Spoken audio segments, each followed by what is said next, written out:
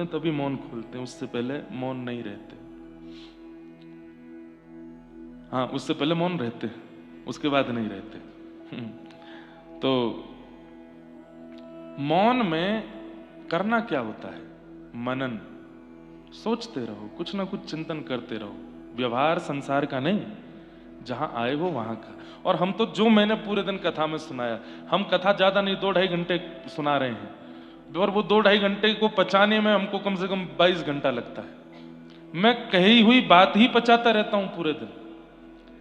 आपके यहां से कथा करके जाएंगे, कुछ प्रसाद पाके निकल जाता हूं मैं कहीं ऊपर, और यहां वही बीमार हो रहे हैं जो कमरे से निकलते नहीं हैं। ये बात आप लिख लीजिएगा। हमसे ज्यादा परिश्रम कोई नहीं कर रहा है यहां पर। सुबह 4:30 बजे उठ जाते हैं, उठ करके अपना नाम जप आदि करके 5:30 बजे फिर सो जाते हैं। उसके बाद फिर आराम से 7, 7:30, 8 बजे उठते हैं, फिर अपना स्नान ध्यान करके, और बाल भोग नहीं करते, सीधे कथा में आते हैं। आज थोड़ा किया क्योंकि रात्रि में नहीं पाया था। यहां आते हैं खाली पेट, कथा सुनाते हैं। कथा सुनाने के बाद फिर जाते हैं, कुछ प्रसाद पाते हैं, प्रसाद पाने के बाद फिर निकल जाते हैं कहीं भी। कल ऊपर चले गए थे विष्णु चूल्हा। विष्णु चूल्हा तो मैं लौटते में आया, मैं उससे भी 3 किलोमीटर आगे निकल गया था। गाड़ी जहां तक गई वहां तक गाड़ी ले गए, उसके बाद फिर पैदल गए। ऊपर वहां कोई एक गुफा थी, वो देख करके आए। उसमें देखी कोई है तो नहीं भीतर, थोड़ी बर्फ भी थी, बर्फ से भी प्रणाम करके आए। थोड़ी देर ध्यान किया, इतना अद्भुत, बिल्कुल ऐसी चोटी पर बैठे थे, नीचे सब, और सामने पहाड़ दिख रहे हैं, लेकिन गौर करके देखा तो उन पहाड़ों के पीछे जो धुंधला था, उसके पीछे और विशाल पर्वत थे हिमालय के। उनका दर्शन किया, दर्शन करके फिर वहां से लौटे। फिर विष्णु चूल्हा गए, वहां पर शालिग्राम भगवान का खूब विशाल विग्रह, उनका दर्शन किया। वहां के महाराज जी से मिले। अब ये बताने की बात नहीं है, मैंने शायद कल बताया था। वहां के महाराज जी को मैंने सालों पहले स्वप्न में देखा था, उसके बाद मैं कभी नहीं मिला। वो 9 साल से नीचे भी नहीं आए, ऐसा वो बता रहे थे। पर जब वो कल पहली बार दिखे तो मैंने कहा ये कहीं तो देखे हैं। और फिर बाद में मुझे अनुभव हुआ कि एक बार बहुत पहले स्वप्न में कहीं ऐसी पहाड़ों में केवल उनको देखा था, कोई वार्ता नहीं हुई थी, और कल उनका दर्शन हुआ। फिर वहां थोड़ी देर विराजे, फिर वो कुछ सुनाने लगे, तो उसी में विलंब हो रहा था। हमको था नीचे सब बैठे होंगे, पहुंचना है।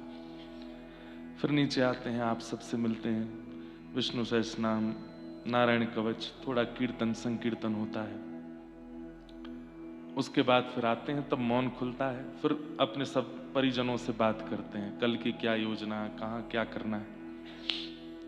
पर उतनी देर चिंतन चलता ही रहता है। और आज सुबह जो एक चिंतन चित्त में आया, मैं उन्हें लिख रहा था, जो जो भी मेरे चित्त में आ रहा था।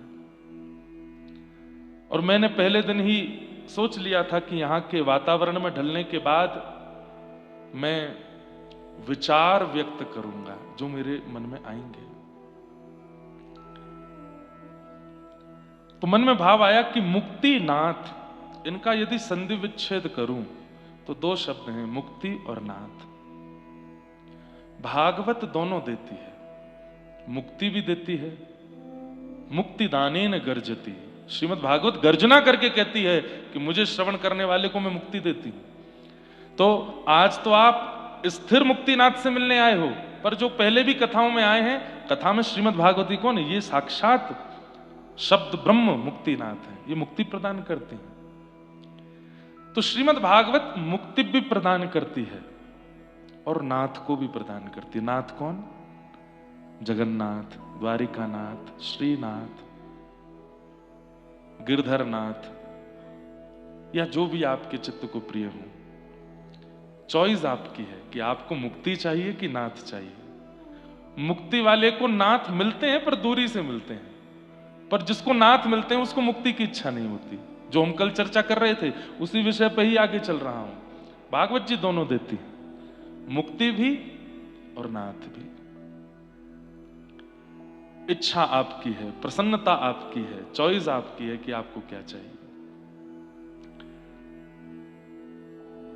कथा में प्रवेश सबका है, द्वार सबके लिए खुला है। कल एक अंग्रेज भी आके बैठे थे। कथा में प्रवेश सबका है पर अधिकार सबका नहीं। अब इसमें एक बात आती है कि प्रवेश और अधिकार में अंतर क्या है। स्कूल में एडमिशन सबका होता है, पर उस स्कूल की पढ़ाई को जी करके, पा करके, अधिकार समझ करके कुछ बनते बहुत कम बालक हैं। महाभारत युद्ध में लाखों सेना खड़ी है, लेकिन गीता केवल अकेला अर्जुन सुन रहा है। तो गीता में प्रवेश लाखों का था, लेकिन अधिकारी केवल अर्जुन था। इसलिए ये द्वार सबके लिए खुला है। यहां आ सब रहे हैं, पर अधिकारी सब नहीं है। तो फिर इसका विभाजन कैसे हो? बहुत ध्यान से सुनो, बैठ जाओ भैया।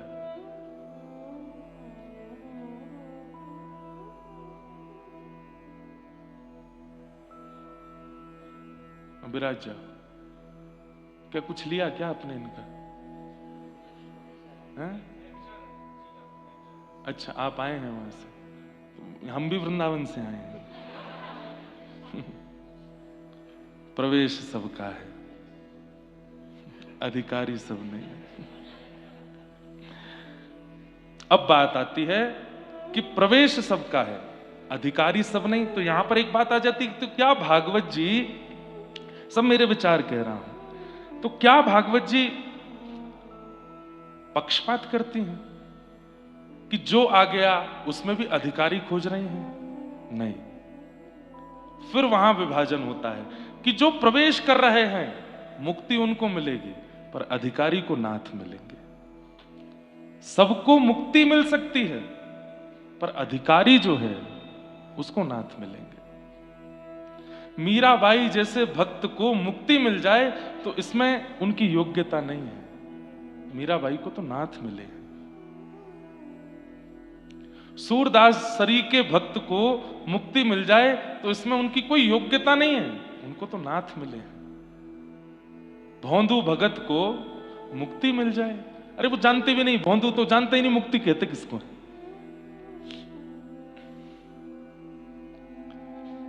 तो अधिकार सबका है, प्रवेश सबका है, पर अधिकार सबका नहीं। मुक्ति सबके लिए है, पर नाथ यहां आए हुए आप सैकड़ों में से किसी एक या दो को ही मिलने वाले, सबको नहीं।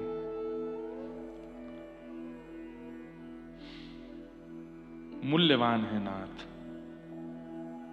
और हमारे व्रज में तो कहें मुक्ति नौन सी खारी लागे। मुक्ति नमक जैसी खारी लगती है व्रज में आने के बाद। वहां तो सब नाथ को ही चाहते हैं, कृष्ण को ही चाहते हैं। तो प्रवेश सबका है, पर अधिकार सबका नहीं। अब बात आती है कि अधिकार प्राप्त करना हो तो क्या करें।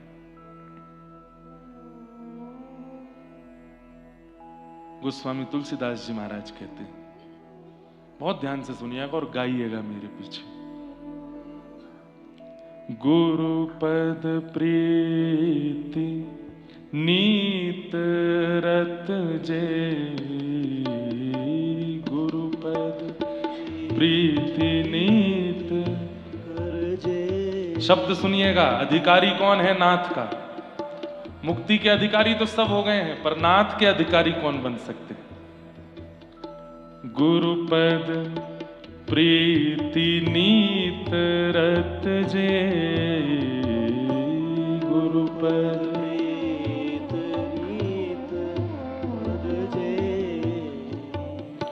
द्विज सेवक अधिकारी ते, द्विज सेवक अधिकारी ता कह यह विशेष सुखदाई, ता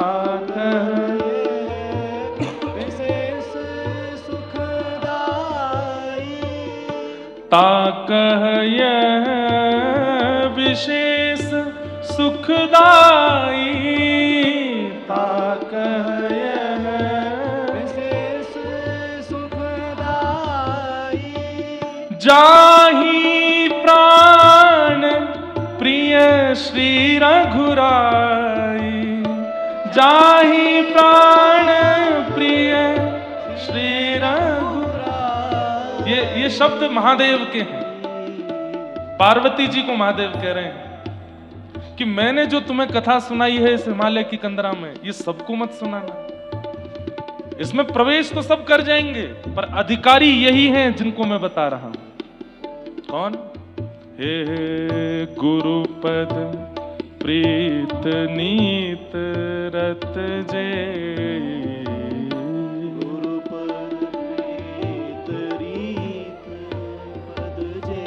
गिनते जाइएगा कौन कौन अधिकारी। पहला, गुरु पद प्रीति, जिसकी गुरु के चरणार बिंदों में बहुत प्रीति है।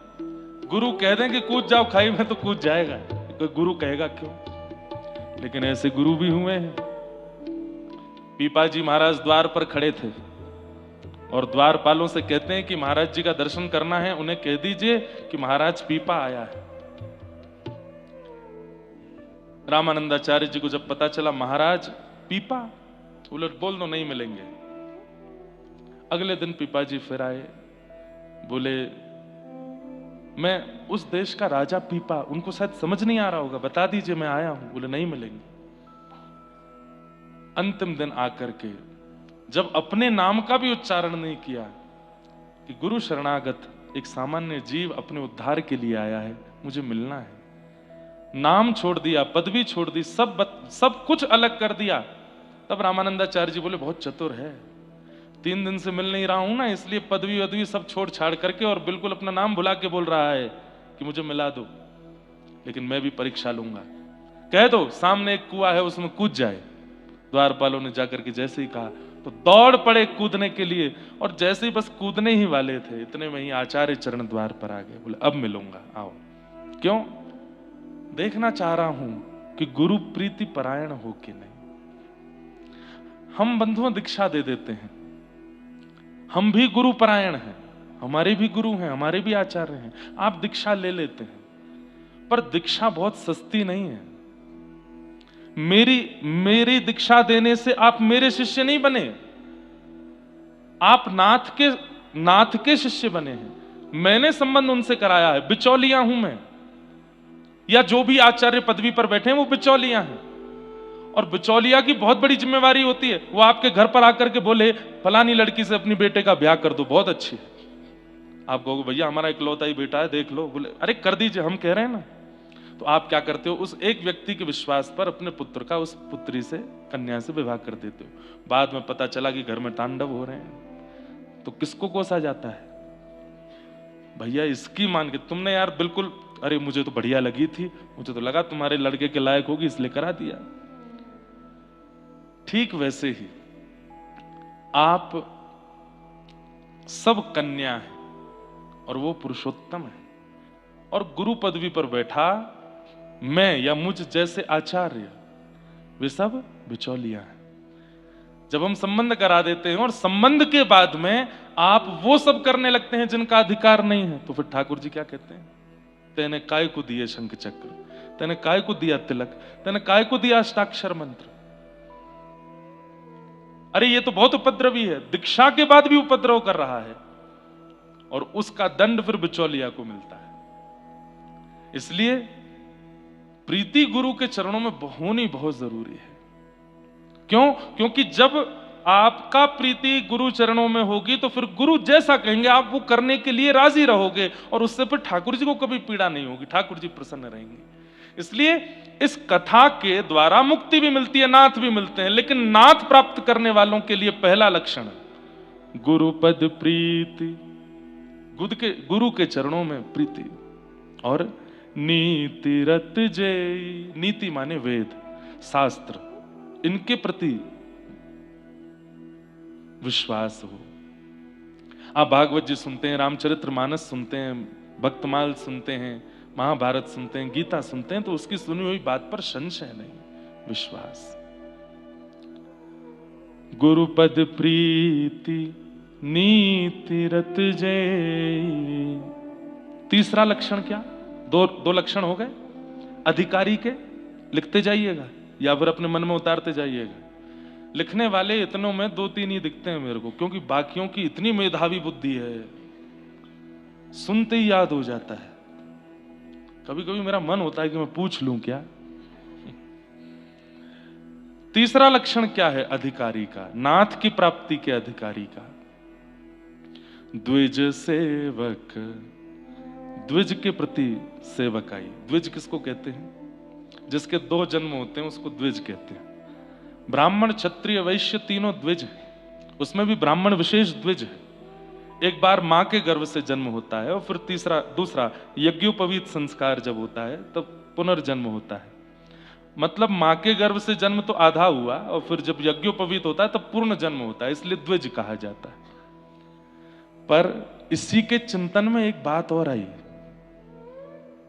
मां के गर्भ से जन्म लिया और उसके बाद गुरु ने नाम सुनाया, वह भी द्विज हो जाता है। भक्त भी तो द्विज है। जब दीक्षा देते हैं तो हम क्या कहते हैं? आज आपका जन्मदिन है, आज आपका नया जन्म हुआ है। और उस दिन देह की मां तो एक है पर आत्मा की मां गुरु हो जाते हैं।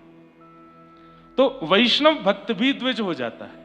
तो द्विज की श्रृंखला में हम ब्राह्मणों को भी लेंगे, हम भक्तों को भी लेंगे, हम आचार्यों को भी लेंगे, हम रसिकों को भी लेंगे। ध्यान से सुनिए, तीसरा लक्षण क्या है नाथ के अधिकारी का? द्विज सेवक। भक्तों के प्रति, वैष्णवों के प्रति, आचार्यों के प्रति, रसिकों के प्रति जो सेवक बुद्धि रखते हैं। द्विज सेवक अधिकारी ते। बंधुओं, श्रीमद् भागवत जी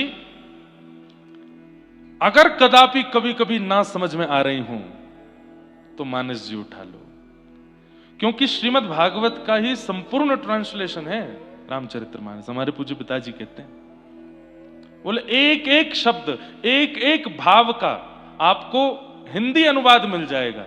कहां? रामचरितमानस में। अब अधिकारी कौन, इसको भागवत के माध्यम से बताएं तो हो सकता है थोड़ा विषय क्लिष्ट हो जाए, कठिन हो जाए, लेकिन मानस जी से कितना सरल हो गया। गुरुपद प्रीति नीति रत जे, द्विज सेवक अधिकारी ते। 3 हो गए। अब महादेव क्या कह रहे हैं पार्वती जी से? ता कह यह विशेष सुखदाई। ये कथा इन 3 लक्षण वाले को सुनानी है, पर इससे भी ज्यादा सुनाने वाले को सुख मिलेगा। इन तीनों से भी ज्यादा चौथा गुण जिसके अंदर होगा उसको कथा सुनाने में तुमको बहुत सुख मिलेगा। क्यों? क्योंकि वो अधिकारी है। उस अधिकारी का चौथा लक्षण क्या है? जाहि प्राण प्रिय श्री रघुराई।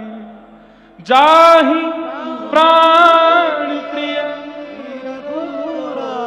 गाओ उच्च स्वर में, सांस नहीं फूलेगी। जाहि प्राण प्रिय श्री रघु, हे जाहि प्रिय श्री रघुराई। क्या प्राण प्रिय हैं रघुराई? रघुराई के अर्थ में सब है। कृष्ण भी हैं, गोपाल भी हैं, माधव भी है, मधुसूदन भी है, नारायण भी है, राम भी है। राम शब्द नहीं है, ध्यान से इधर देख के सुनिए। राम नाम नहीं है, राम अर्थ है। क्या? बोले जो योगियों के या भक्तों के चित्त में रमण करता है उसको राम कहते हैं। यहां किसी के चित्त में राधा रमण जी रमण कर रहे हैं, किसी के चित्त में राधा वल्लभ जी हैं, किसी के चित्त में गिरधर लाल हैं, किसी के चित्त में नारायण है, सब राम है। क्योंकि जो रमन्ति योगिनोस्मिन निति राम है, जो योगियों के, भक्तों के, वैष्णवों के चित्त में रमण करे उसको राम कहते हैं। महादेव कहते हैं, हे पार्वती जी, मैंने जो तुमको कथा सुनाई है या मैंने तुमको जो अपने चित्त का भाव सुनाया है, ये 4 लक्षण जिसमें हो उसी को सुनाना। अनधिकारी अगर आ गया दिक्कत नहीं है, मुक्ति उसको भी मिलेगी, पर नाथ नहीं मिलेंगे। नाथ तो उसी को मिलेंगे जिसके चित्त में ये 4 लक्षण होंगे। इसलिए इन 4 लक्षणों को धारण करो। सबसे पहला गुरु पद प्रीति। कोई गुरु नहीं है तो क्या करें? ऐसा नहीं हो सकता। कोई तो गुरु है जिसने राह दिखाई है, जिसने भक्ति के प्रति मोड़ दिया। यहां बैठा कोई व्यक्ति गुरु विहीन नहीं है। मुक्तिनाथ, बद्रीनाथ, वृंदावन, श्रीनाथ, गोवर्धन, जगन्नाथ, द्वारिकानाथ या दक्षिण के रंगनाथ, यहां बिना गुरु के कोई नहीं जाएगा। किसी से तो सुना होगा, किसी ने तो प्रोत्साहित किया होगा जाने के लिए, वही गुरु है। गुरु के चरणों के प्रति खूब प्रेम रखो। भरोसो दृढ़ इन चरणन के, सूरदास जी कहते हैं, भरोसो दृढ़ इन चरणन के, भरोसो। बंधुओं, मुझ पर मेरे गुरु की बड़ी कृपा है और मेरा ये सौभाग्य है कि मेरे पिता ही मेरे गुरु। लोगों के गुरु बनने के बाद वो गुरु पिता होते हैं, पर मेरे देह के भी गुरु मेरे पिता और मेरी आत्मा के गुरु भी मेरे पिता। और ये उन्हीं की तपस्या है जिस मुक्तिनाथ में कथा करने के लिए व्यक्ति 1000 बार सोचता है। हमने एक बार सोचा था बस और हो गई कथा। यहां आना सामान्य नहीं है, यहां व्यवस्थाएं करना सरल नहीं है, यहां मंच बनाना, माइक लेकर के आना, लाइव करना, यहां कुछ भी सरल नहीं है। यहां इतनी व्यवस्था भोजन की करना सरल नहीं है। यहां एक रात्रि से ज्यादा व्यक्ति रुकता नहीं, सुबह आता है शाम को चला जाता है। आज 4 दिन हमको हो गए इस प्रतिकूल वातावरण में। कोई कह रहा है मेरी सांस फूल रही है, कोई कह रहा है मुझको कुछ हो रहा है। मैं कह रहा हूं सब रुको भाई, इसको गंवाने मत दो। ये परीक्षा हो रही है तुम्हारी कि तुम लौट जाओ, मत लौटना। मेरा भी सर भारी होता है, मुझे भी रात्रि बुखार आ जाता है, मुझे भी जुकाम होता है, लेकिन मैं नहीं जा रहा हूं। वो अपना काम कर रहे हैं हमें भगाने का, हम नहीं जाएंगे। हम अपने गुरु की इतनी हल्की नहीं होने देंगे। हमारे गुरु की बहुत बड़ी कृपा है हमारे ऊपर। 7 दिन रह के जाएंगे यहां पर। भरोसो दृढ़ इन चरणन केरो, भरोसो दृढ़ इन श्री वल्लभ नख चंद्र छटा बिन, श्री वल्लभ नख चंद्र छटा, श्री वल्लभ नख चंद्र छटा बिन, श्री वल्लभ नख चंद्र छटा, सब जग माही अधेरो, ओ सब जग माही अंधेरो, भरोसो दृढ़ इन चरणन केरो, भरोसो दृढ़ इन चरणन के। और सूरदास जी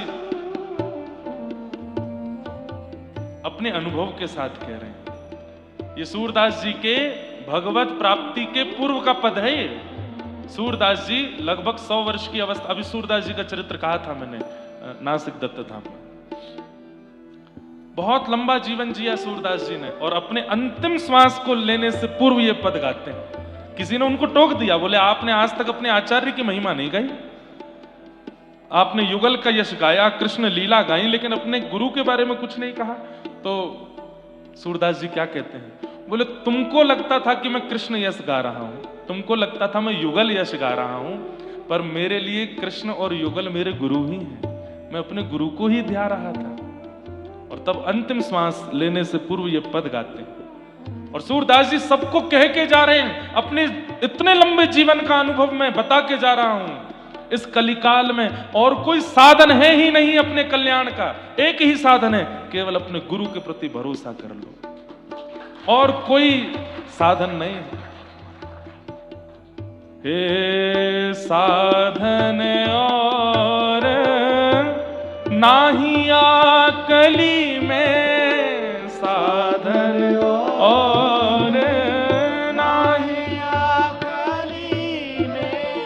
साधन और नाही आकली में, साधन और नाही आकली में, जासो होत निवेरो, ओ जासो होत निवेरो।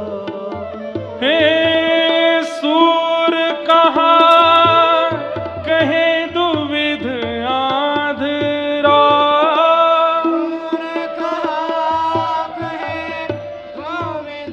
दो नेत्रों से अंधा हूं मैं, मुझे दिखता नहीं है संसार में। सूर कहा कहे दुविध आंधरो, अरे बिना नेत्रों के इतने लंबे जीवन में मैंने ये सब प्राप्त कर लिया, कृष्ण की वह लीलाएं देख ली। मेरी सामर्थ्य नहीं थी, ये मेरी गुरु की कृपा है।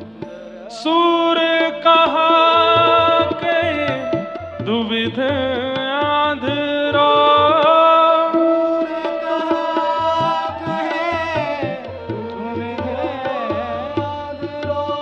बिना मूल को छेरो, बिना मूल को छेरो। हे भरोसो दृढ़ इन चरणन केरो, भरोसा दृढ़ इन चरणन केरो। हाँ भरोसो दृढ़ इन चरणन केरो,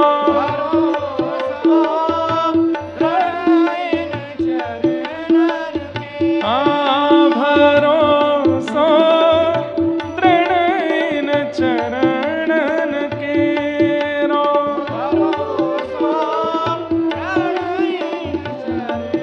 हे पाया पाया पाया मैंने सद्गुरु प्यारा पाया, पाया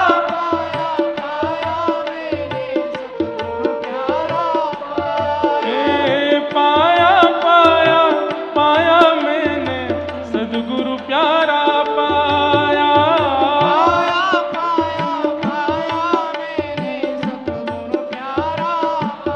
अब और न मुझको चाहिए, अब और न मुझको, अब और न मुझको चाहिए, अब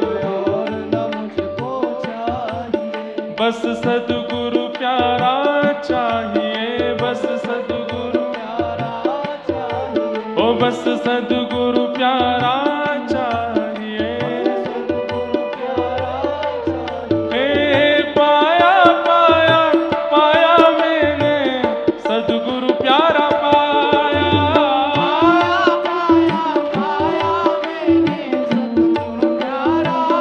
हे पाया पाया पाया मैंने सद्गुरु प्यारा पाया,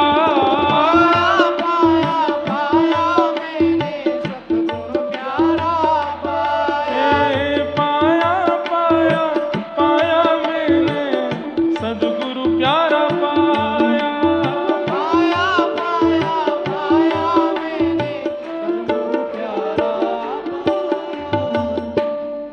भरोसो दृढ़ इन चरणन।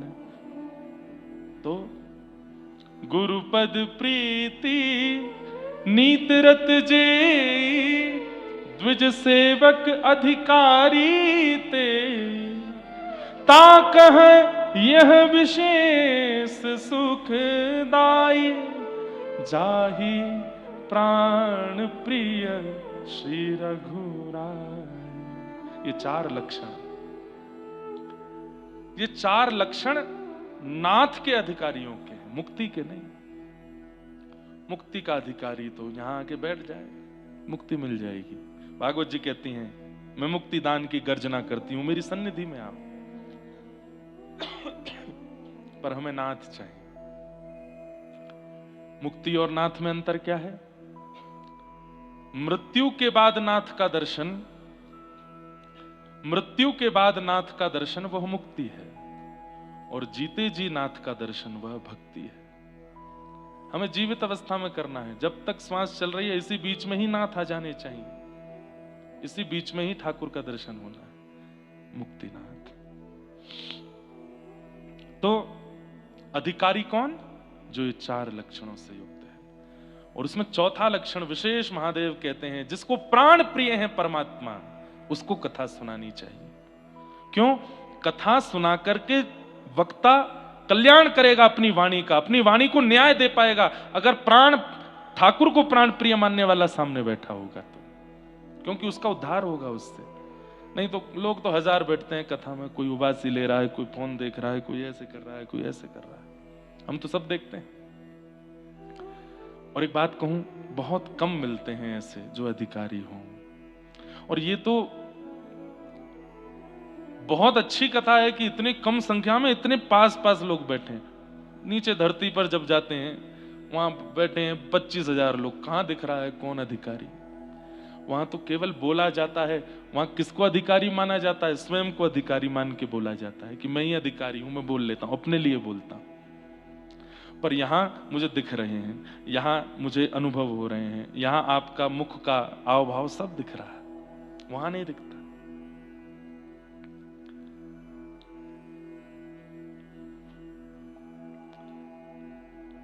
तो अधिकारी को सुनाओ कथा, अधिकारी बनो कथा सुनने के लिए। ये 4 लक्षण चित्त में लाओ।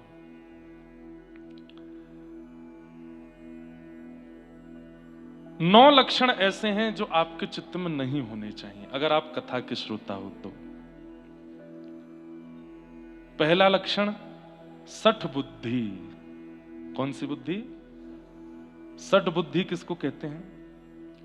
सठ बुद्धि का एक बहुत सुंदर उदाहरण है, जो दूसरे को परेशान करने की योजनाएं बनाता रहता है। इसमें आनंद वाला परेशान नहीं, वो तो मैं भी करता हूं।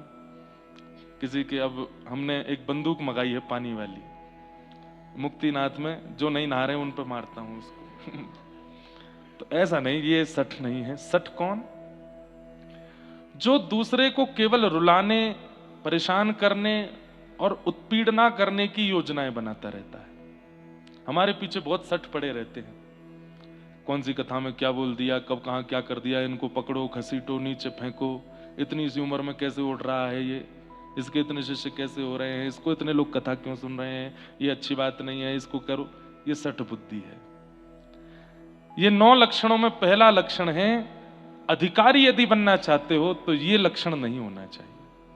सठ लक्षण नहीं। किसी की भी श्रेष्ठता से आप प्रसन्न रहिए, कोई भी आगे बढ़े उससे खुश रहिए, परेशान मत होइए। सठ बुद्धि यदि आपकी है तो आप कथा के अधिकारी, नाथ के अधिकारी नहीं बन पाओगे। मैं फिर कह रहा हूं, मुक्ति के बन जाओगे, नाथ के नहीं। मुक्ति का अधिकार तो रावण को भी मिला था ना, मुक्ति तो कंस को भी मिली है, मुक्ति पूतना, अघासुर, बकासुर, धेनुकासुर, ताड़का, इन सबको भी मिली है। और मुझे ऐसा लगता है मुक्ति जब मिलती है तो वैकुंठ में भी विभाजन होगा।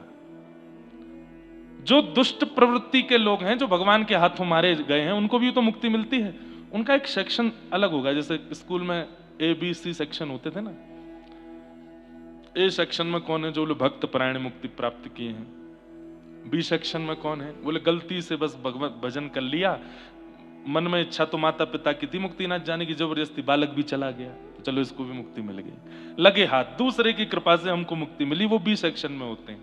और सी सेक्शन में कौन रहते हैं? कभी जीवन में भजन नहीं किया, कभी कुछ बस उपद्रवी किए हैं, सठ बुद्धि में रहे हैं, बुरा बुरा किया है, लेकिन जैसे रावण की तरह अंतिम बाण राम का लगा है इसलिए मुक्ति मिली है, कंस भगवान के हाथों मरा है इसलिए मुक्ति मिली है। तो कई बार इन सठों को भी, ये 9 लक्षण जो मैं बता रहा हूं, इनको भी मुक्ति मिल जाती होगी, लेकिन वैकुंठ में सी सेक्शन में रहते होंगे। ये इनके बेंच के आगे रावण ही बैठा होगा 10 सिर वाला, तो भाई क्या करके आए हो, मुक्ति तो मिल गई तुमको। पीछे पूतना ही बैठी होगी, इधर उधर ताड़का और ये सब राक्षस ही बैठे होंगे। ये राक्षसों को भी मुक्ति मिलती है। तो जो मुक्ति वैकुंठ में राक्षसों का जोन है, वहां जाते होंगे ये 9 लक्षण वाले। इसलिए 9 लक्षण मत लाना, मुक्ति तो मिल जाएगी, नाथ नहीं मिलेंगे। पहला सठ, सठ बुद्धि नहीं। दूसरा हठशील, जिद्दी, बहुत जिद्दी नहीं होना है। एक कार्य के लिए इतनी जिद कर देते हैं कि बस पूछिए मत। बाल चेष्टा अलग बात है, छोटे बालक जिद करते हैं उनकी अलग बात है, पर बड़े होकर के भी जिद कर रहे हैं। छोटी छोटी बातों की जिद है। भोजन नहीं कर रहे, क्यों नहीं कर रहे? सुबह सुबह सबने सैंडविच खाया, मुझसे पूछा ही नहीं, इसी बात से नाराज हो गए। जिद्दी स्वभाव है, जिद्दी। और एक बात बोलूं, भक्त को भी जिद्दी नहीं होना चाहिए। कई बार प्रतिकूल परिवार है, नहीं भेज रहे वृंदावन, नहीं भेज रहे कथा में, कोई बात नहीं। ये द्वापर नहीं है कि गोपियों की तरह प्राण त्याग के आप चले जाओ, कोई बात नहीं। जिद्दी नहीं बनना है। आप एकांत में बैठो, नाथ हो सकता है कि अभी आप ही नहीं चाह रहे होंगे मिलना, कोई बात नहीं, जब आप बुलाओगे तब आएंगे। लेकिन हाँ, हम तड़प रहे हैं, हमें बुला लीजिए। वो बहुत जिद नहीं करते। जिद्दी स्वभाव, और विशेष रूप से विषयों के प्रति, व्यवहार के प्रति, संसार के प्रति जिनका जिद्दी स्वभाव है, उनको क्या बोलते हैं? हठशील। ये भी कथा के अधिकारी नहीं। दूसरा लक्षण। तीसरा लक्षण, कल हम परसों इस पर चर्चा कर रहे थे, ईर्ष्या। किसी की उपलब्धि देख करके, हमने किया कुछ गलत नहीं, पर मनी मन कशक रहे हैं, ये आगे कैसे बढ़ गया, इसको ऐसे कैसे मिल गया, ये ऐसा कैसे हो गया। इसको क्या बोलते हैं? मात्सर्य दोष। ये मात्सर्य दोष तीसरा लक्षण। नाथ के अधिकारियों में ये लक्षण नहीं होने चाहिए। तीसरा लक्षण ईर्ष्या। और चौथा लक्षण, कथा में मन लगा के कथा ना सुनने वाला। बार बार कभी उबासी ले रहा है, कभी निद्रा को प्राप्त कर रहा है, कभी आलस में बैठा है, घड़ी देख रहा, कब होगी पूरी। नहीं, उसको भी नाथ का अधिकार नहीं मिलता, नाथ नहीं मिलते। कथा में मन लगना, श्रीमद् भागवत जी में प्रथम स्कंद में एक श्लोक है बहुत सुंदर, और मैं अधिकतर कथाओं में से श्लोक का वाचन करता हूं और सब लोगों को इस बात को समझाने का प्रयास करता हूं। वहां स्पष्ट रूप से कहते हैं कि ठाकुर जी आपसे प्रसन्न है। इसका प्रमाण क्या है? कि धर्मस्वनिष्ठितः पुंसां विश्वक्सेन कथासुयः नोत्पादयेदधिरतिं श्रम एव हि केवलम्। ठाकुर जी आपकी सेवा से, आपके व्रत से, आपके नियम से, आपकी तीर्थ यात्रा से, आपके धाम गमन से प्रसन्न हैं। इसका प्रमाण क्या है?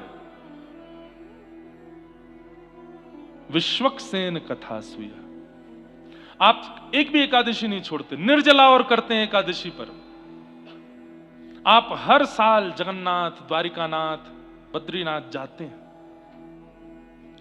आप हर कार्तिक मास में दीपदान करते हैं और आदि आदि सब कुछ करते हैं, पर आपसे ठाकुर जी प्रसन्न हैं। इस बात का एक ही प्रमाण है कि जब कथा होती है तो आप बिल्कुल विचलित नहीं होते, ध्यान पूर्वक श्रवण करते हैं, उत्साह पूर्वक कथा में रहते हैं, बिल्कुल उबासी आलस से दूर दूर तक नहीं रहता है, परम प्रसन्न उत्सुक होकर के कथा श्रवण करते हैं। ये प्रमाण है इस बात का कि ठाकुर जी आपसे प्रसन्न है। आप कहेंगे महाराज जी चलो आपकी कथा में तो थोड़ा पद भी हैं, थोड़े संगीत भी हैं, थोड़ी बातें भी हैं, थोड़ी कथा भी है, पर कई जगह तो कथा ऐसी भी होती है कि मन ही नहीं लगता, वहां क्या करें?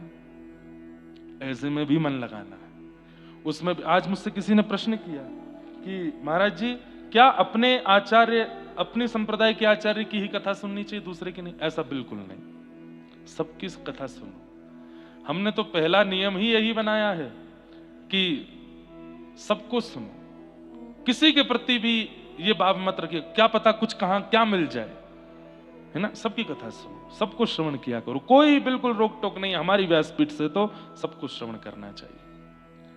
और वहां बैठ करके, और कई बार तो कठिन कठिन कथाएं सुना करो, और वहां पे जब नींद आवे तो समझ जाना वो हो ठाकुर जी अभी प्रेम नहीं करते। कथा में, सत्संग में मेरी रुचि। चैतन्य महाप्रभु के चरित्र में एक बात आती है कि एक बार किसी ऐसे की कथा चल रही थी, ज्यादा विद्वान नहीं था, महाप्रभु जी पहुंच गए और इतना भावुक हुए, उसकी कथा में इतना भावुक हुए, रो रो करके बेहाल हो गए। और जब जब वो कृष्ण नाम कहता तो दोनों भुजा उठा करके नृत्य की स्थिति में आ जाते। बाकी सब लोग बोले ऐसा तो कुछ नहीं सुना रहे, ये तो बड़ी सामान्य सी बात कर रहे हैं। और महाप्रभु जी की दशा देखो, लोगों को कथा के स्तर से पता चलता है। जैसे हम उनकी कथा नहीं सुनते, क्यों? उनकी कथा में ऐसा, ठीक है, कथा में भी कई जगह मिलावटें होने लग गई हैं, कथा में भी कई जगह बहुत कुछ होने लगा है, लेकिन हमको उसमें क्यों पढ़ना है? वहां पर भी कृष्ण नाम तो बोला ही जा रहा है ना, राधा नाम तो बोला ही जा रहा है ना, नारायण नाम तो बोला ही जा रहा है ना, नाम सुन लो, कोई बात नहीं। कथा में सार नहीं तो नाम तो बोला जा रहा है, नाम तो सार युक्त है ना, उसको सुन लो। पर यह प्रमाण है कि आप कथा में रुचिकर होकर बैठते हैं तो ठाकुर जी आपसे प्रेम करते हैं। और कथा में रुचि नहीं बनती है तो इसका मतलब आप जो भी क्रिया कर रहे हो सब केवल श्रम है, ठाकुर जी प्रसन्न नहीं है। तो चौथा लक्षण नाथ की प्राप्ति करने वाले में जो नहीं होना चाहिए वो कि कथा में मन ना लगना। मन लगाओ। अच्छा, मन कब लगता है? जब पता चल जाए कि वस्तु मेरा कल्याण करने वाली है तो मन लगता है। जैसे भोजन की भूख होती है तो भोजन करने में बड़ा मन लगता है, कभी कढ़ी से खाएंगे, कभी दाल से खाएंगे, बीच में अचार भी लगा लेंगे, पापड़ लाओ, पापड़ खाएंगे। कुछ मिष्ठान नहीं है क्या? मिष्ठान नहीं है? हाँ, अरे वाह, गुलाब जामुन लाओ। आंवले का अचार होता, आनंद आ जाता, वो भी खा रहे हैं। टेंटी का अचार, अरे वाह भैया, तुमने तो आनंद कर दिया, लाओ। जब पता चलता है कि इससे मैं तृप्त हो जाऊंगा, इससे मुझे सुख मिलेगा, आनंद मिलेगा, तो भोजन में कितनी रुचि बनती है। ऐसे ही जब हमें ये पता चल जाए कि कथा मेरा कल्याण करने वाली है, मेरे जीवन का उद्देश्य जो भगवत प्राप्ति है वो इसी से ही मिलने वाला है, तो कैसे नहीं बनेगी रुचि? बनेगी, निश्चित बनेगी। इसलिए पहले कथा को अति आवश्यक बनाइए, फिर कथा सुनने जाइए, तब मन लगेगा, नहीं तो नहीं लगेगा। हमारे लिए हम तो हर साल हर कथा ही करते रहते हैं, हमको तो बोर हो जाना चाहिए था बहुत जल्दी। 10 साल हो गए, लेकिन एक कथा में भी उबासी नहीं आती, एक कथा में भी आलस्य नहीं आता। क्यों? क्योंकि पता है कि इसी से ही मेरे गिरधर प्रसन्न होंगे। अब धीरे धीरे जब से हम व्यस्त हो गए, हम लाल जी की बहुत सेवा नहीं कर पाते। अभी भी लाल जी वृंदावन में, जबकि इस कथा के मुख्य यजमान वही हैं। आपको पता है, हमारे जो कथा के यजमान हैं, इन्होंने कार्ड में भी मुख्य आयोजक प्यारे श्री राधा गिरधर लाल, वही आयोजक हैं। बढ़िया आयोजक हैं, घर में बैठे हैं। लेकिन एक बात बोलूं, हमको ऐसा लगता है कि जो नहीं आए, इतनी दुर्गमता का अनुभव नहीं करना पड़ा, इतनी मार्ग की और फ्लाइट के खर्चे ऐसे वैसे, उसका वो बेचारे बैठे हैं, बढ़िया हैं। नहीं, 43 डिग्री सेल्सियस है वहां पर, और यहां पे अभी भी शायद 8 या 9 होगा। जब हमको सॉल और जैकेट में घर वाले देख रहे हैं तो बहुत ईर्ष्या कर रहे हैं, बोले यहां एसी फेल हो रहा है भैया, तुम कहां गए हो? परसों मैं फोन पे बात कर रहा था घर पर रात्रि, तो मैंने बताया, मैंने कि यहाँ हाईएस्ट टेम्परेचर पहुंचा आज। बोले अच्छा कितना? मैंने 11। बोले ऐसा फोन काट दो।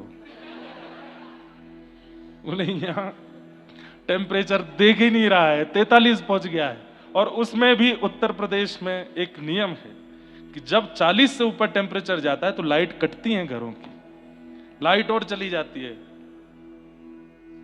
अब केवल उत्तर प्रदेश में होता है कि और भी कहीं पता नहीं, पर ये होता है। सर्दियों में लाइट नहीं जाती हमारे भारत में, गर्मियों में लाइट जाती है।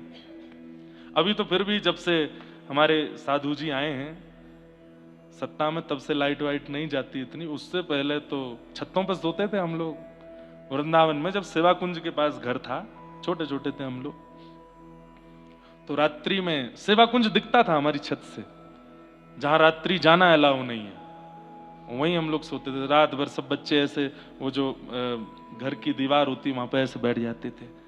वो सुन, घुंघरू की आवाज आई क्या? ऐसे हम लोग सब अनुभव करते थे। सेवा कुंज में बहुत आनंद होता था। हमारे आचार्य जी इनकी तो गोद में खेले हैं, हमारे चक्रपाणी जी महाराज, हमारे राम साय त्रिपाठी जी, ये सब इनकी गोद में खेले हम, और इन्हीं सबके आशीर्वाद से आज कथा कर रहे हैं। सेवा कुंज वाले घर में तब रहते थे, आप भी वहीं विराजते थे। हमारे पूज्य गुरुदेव दादा गुरु श्री रामानुज प्रपन्नाचार्य गुरु जी, आप दोनों महापुरुषों पर उनकी बड़ी कृपा। हमारे पिताजी पर तो विशेष कृपा हुई ही उनके, लेकिन गुरुजी का हाथ कांपता था। मैं तो 6 महीने का ही था जब गुरुजी चले गए, तो गुरुजी का हाथ कांपता था। वो ग्रंथ लिखना होता था, तो हमारे राम साय त्रिपाठी जी, आप गुरुजी के ग्रंथ लिखते थे और गुरुजी बोलते थे। हमारे चक्रपाणी जी महाराज, आप नेपाल में ही निवास करते हैं। अभी माता पिता सेवा के कारण आपका नियम छूट गया, नहीं तो कितने वर्ष आप 6 महीना बद्रिकाश्रम रहते थे और 6 महीना घर रहते थे और अपने पांडित्य क्रम में रहते थे। अभी 2-3 साल से शायद नहीं जा पा रहे हैं। पिछले साल गए थे, 6 महीना बद्रीनाथ ही रहते हैं। और नहीं बताना चाहिए मुझे, लेकिन इनको अनुभव हुआ है ठाकुर जी का। 6 महीना बद्रिकाश्रम रहे। 24 घंटे इनको दे दीजिए बस, ऐसा कहते हैं, उनको 24 घंटे दे दीजिए। मतलब हर दिन 1 घंटा 2 घंटा ऐसे करके 24 दे दो, धारा प्रवाह संस्कृत बोलना सिखा देंगे आपको। ऐसे अद्भुत हमारे आचार्य जी। और राम साय त्रिपाठी जी तो डॉक्टरेट हैं, आप पीएचडी कर चुके हैं। कौन सा विषय था आपका? संस्कृत व्याकरण पर पीएचडी है। सोचो, ऐसे आचार्य बैठे होंगे ऊपर, तो फिर चेला क्या करेगा? तो सब कृपा है। तो हम क्या निवेदन कर रहे थे, किस बात पर चल रही थी सारी बातें हैं? चौथा लक्षण, मन ना लगना कथा में। तो लगाइए। बात चल रही थी टेम्परेचर के पीछे। तो नाथ की प्राप्ति में जो लक्षण है, उनमें चौथा लक्षण है कथा में मन ना लगना। उसको लगाइए। और वो कब लगेगा? जब कथा से हमें ये पता चल जाए कि यही मुझे हरि प्राप्त कराने वाली। प्रभु चरित्र सुनवे को रसिया, राम लखन सीता मन बसिया। हनुमान जी जानते हैं यही है, ये कथा ही है जो मुझे राम जी से और मिला सकती है, इसलिए साकेत नहीं गए। यत्र यत्र रघुनाथ कीर्तनम तत्र तत्र कृतमस्तकांजलिम बाष्पवारि परिपूर्ण लोचनम मारुतिम नमत राक्षसांतकम। यत्र यत्र रघुनाथ कीर्तनम, जहां भी राघव जी की माधव जी की कथा होती है, हनुमान जी आते हैं। हमें नहीं पता चलता, पर इस कथा में भी आए होंगे। अधिक मास, पुरुषोत्तम मास, बहुत कथाएं चल रही होंगी, पर हनुमान जी भी सोचते होंगे भाई इतनी भीड़ भाड़ है सब जगह, कहां चलें? तो पता चला होगा मुक्तिनाथ में एक ही कथा चल रही है अब। एक कथा और चल रही है रामानुज कोट में, वो तो मास कथा चल रही है। एक आचार्य जी यही नेपाल के ही कथा कर रहे हैं वहां, पर साप्ताहिक कथा हिंदी भाषा में तो यही चल रही है। हनुमान जी बोल रहे होंगे कि चलो वहीं चलते हैं। आके बैठ जाते होंगे चुपचाप, हमको नहीं पता चलता है, और वो निश्चित सुनते हैं। और आप क्या कहेंगे, आज से सुन रहे हैं, 3 युग से सुन रहे हैं। वो कथाएं वो कितनी बार सुन चुके हैं। अरे वक्ता के पास भी वो विषय नहीं होगा जो हनुमान जी पर है, लेकिन फिर भी दीन बन के जाते हैं, कथा सुनते हैं और रोते रहते हैं। प्रमाण क्या है कि हनुमान जी कथा में बैठे होंगे, तो उनका प्रमाण क्या है कि कौन से हैं हनुमान जी? बोले जितनी देर कथा चलती है, वाष्पवारि परिपूर्ण लोचन, आंखें भरी ही रहती हैं, नेत्रों से आंसू ही गिरते रहते हैं, वही है हनुमान। तो चौथा लक्षण क्या है? मुक्ति की प्राप्ति। अब विषय बार बार नहीं बोलूंगा मैं पूर्व का, मुक्ति और नाथ दो में चल रही है बात। नाथ की प्राप्ति करने वालों में यह चौथा लक्षण नहीं होना चाहिए, कथा में मन लगाओ। 5वां लक्षण, नाथ की प्राप्ति किसको नहीं होती है? द्विजद्रोही। द्विजद्रोही, द्विज का अर्थ मैंने बताया, जिसके 2 जन्म होते हैं। वो ब्राह्मण है और वो भक्त है। भक्त, संत, साधु, हरिजन, इनका जो द्रोह करते हैं, ब्राह्मण का जो द्रोह करते हैं, विप्रों का जो द्रोह करते हैं, ऐसे को नाथ की प्राप्ति नहीं होती। इसलिए भूल करके भी कभी वैष्णव अपराध, द्विज अपराध मत कीजिए। आपका एक अपराध आपके जीवन भर की सारी भक्ति को सिमट करके गंगा में प्रवाहित कर देता है, नहीं मिलने देगा ठाकुर जी से। इसलिए वैष्णव अपराध मत किए। और अपराध 3 प्रकार से होता है, मनसा, वाचा, कर्मणा। मन से भी अपराध होता है। आपने केवल कोई बात सुन ली किसी की और तुरंत उसके बारे में अनर्गल विचार करने लगे, अरे हाँ हमको लग तो रहा था, ऐसा ही है, ये मानसिक अपराध हो गया। बोल दिया, किसी 4 आदमी से जाके कह और दिया, ये वाचिक अपराध हो गया। और फिर सन्मुख आकर के उनका अपमान कर दिया, ये कार्मिक अपराध हो गया। मनसा वाचा कर्मणा, तीनों प्रकार से अपराध बिल्कुल मत कीजिए। हम कह रहे हैं भैया तुम्हारे सामने वैष्णव के लाख अवगुण प्रकट कर दिए जाएं, फिर भी उनके प्रति अपराध बुद्धि मत रखो। तिलकधारी हैं, कंठीधारी हैं, भगवत यश गाते हैं, भगवत यश सुनते हैं, भगवत कीर्तन करते हैं, चाहे उनके बारे में अब दुनिया चाहे जो कहे, वो मेरे आचार्य हैं, वो मेरे हरि के प्रिय हैं और हरि के प्रिय मुझे प्रिय हैं। द्विज द्रोह नहीं करना है, ये 5वां लक्षण नाथ की प्राप्ति करने वाले में नहीं होना चाहिए। 6वां लक्षण नाथ प्राप्ति में जो विघ्न डालता है, लोभ। लोभ सदा दूसरे की वस्तु पर ही होता है, दूसरे की वस्तु पर ही हमारा चित्त जाता है और उसे अपना बनाने की इच्छा हो जाती है, वही लोभ है। पाप के बाप का नाम है लोभ। पाप के पिताजी, पिताजी मतलब इन्हीं से ही जन्म होता है लोभ का, पाप का, लोभ से। लोभ नहीं करना है। एक बहुत सुंदर कथा कल आचार्य जी सुना रहे थे हमको कि एक राजा थे, उनकी एक घर में कोई संतान का जन्म नहीं हुआ। ध्यान से सुनना। उनके एक पुरोहित जी थे, उनमें थोड़ा सा लोभ आ गया था। लोभ किसी में भी आ सकता है, इसलिए कहीं केवल पुरोहित कर्म करने वाले या ब्राह्मणों के लिए ही हम कह रहे हैं ऐसा मत सोचिएगा, लोभ किसी में भी आ जाता है। तो एक राजा थे, बहुत संपन्न थे, बहुत संपत्ति थी उनके पास, लेकिन कुल में कोई वंशधर नहीं था आगे। अपने पुरोहित जी से कहते थे कि कुछ अनुष्ठान कीजिए, कुछ यज्ञ कीजिए, घर में कोई तो बालक संतान हो, और पुत्र ना भी हो, पुत्री हो जाए तो फिर पुत्री का जिससे विवाह करेंगे उसको अपना राज्य दे देंगे। तो खूब अनुष्ठान आदि किए, लेकिन भाई समय से पूर्व कुछ नहीं मिलता, समय होने पर ही सब मिलता है। एक समय आया और रानी गर्भवती हुई और उनके गर्भ से बड़े शुभ समय पर एक पुत्री ने जन्म लिया। पुत्री के जन्म का समय लिख लिया गया और उससे पूरी कुंडली बनाई उस पुत्री की। और कुंडली जब बनाई गई तो उस कुंडली में एक ऐसा योग था कि वो पुत्री, वो कन्या जहां रहेगी वहां लक्ष्मी की वर्षा हुआ करेगी। मतलब यदि वो राजा के पास रहेगी तो राजा संपन्न होगा, और जब उसका विवाह हो जाएगा तो जिस घर में विवाह होगा वहां कोई कमी नहीं रहेगी, साक्षात लक्ष्मी ही है। लेकिन पुरोहित जी ने क्या सोचा, राजा पे ऑलरेडी इतनी संपत्ति है, हम लोगों की हालत इतनी ज्यादा अच्छी नहीं है कि ऐसे भी अगर ये कन्या मेरे पास आ जाए तो मेरे घर में खूब संपत्ति बढ़ेगी। तो उन्होंने कुंडली का फलादेश उल्टा बताया राजा को। क्या कहा? बोले राजन, हम आपसे एक बात हाथ जोड़ के प्रार्थना करके कहना चाहते हैं, शुभ चिंतक हैं आपके। बोले बताइए।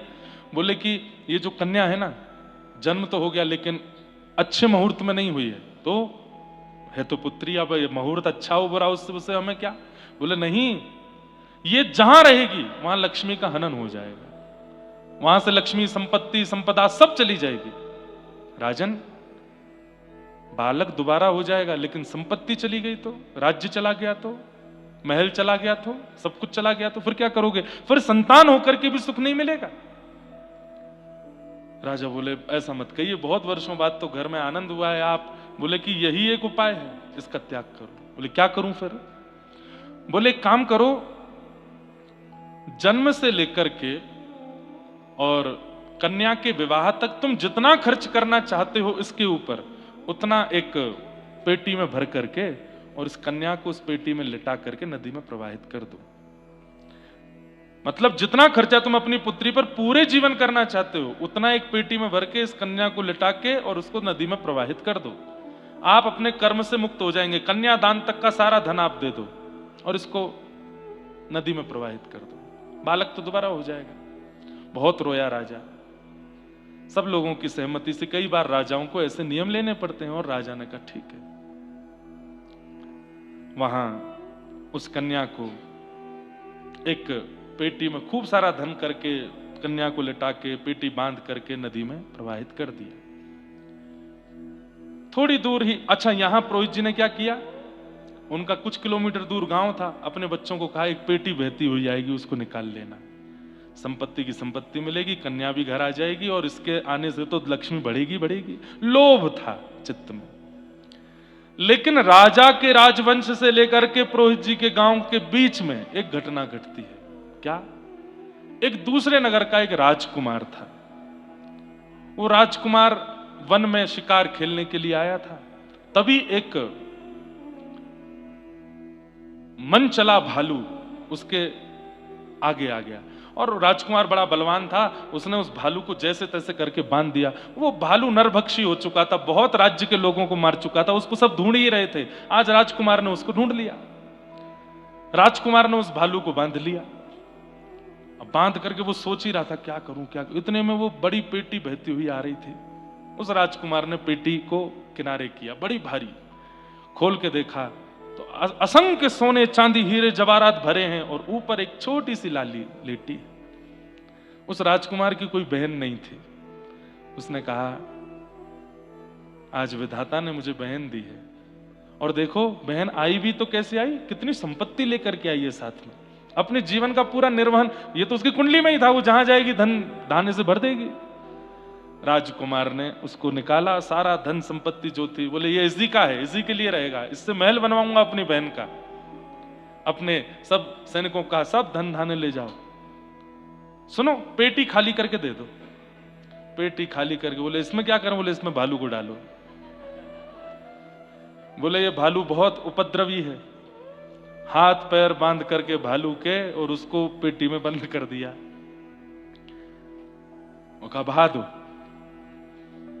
आगे पुरोहित जी के बालक खड़े थे, पेटी आ रही होगी बहती हुई, और पुरोहित जी ने कह दिया था खोलना नहीं, चुपचाप, बहुत भारी होगी, 10-5 अपने मित्र भी ले जाना, उठा करके पेटी को मेरे कक्ष में किनारे में धर देना, मैं जब तक नहीं आऊं खोलना नहीं।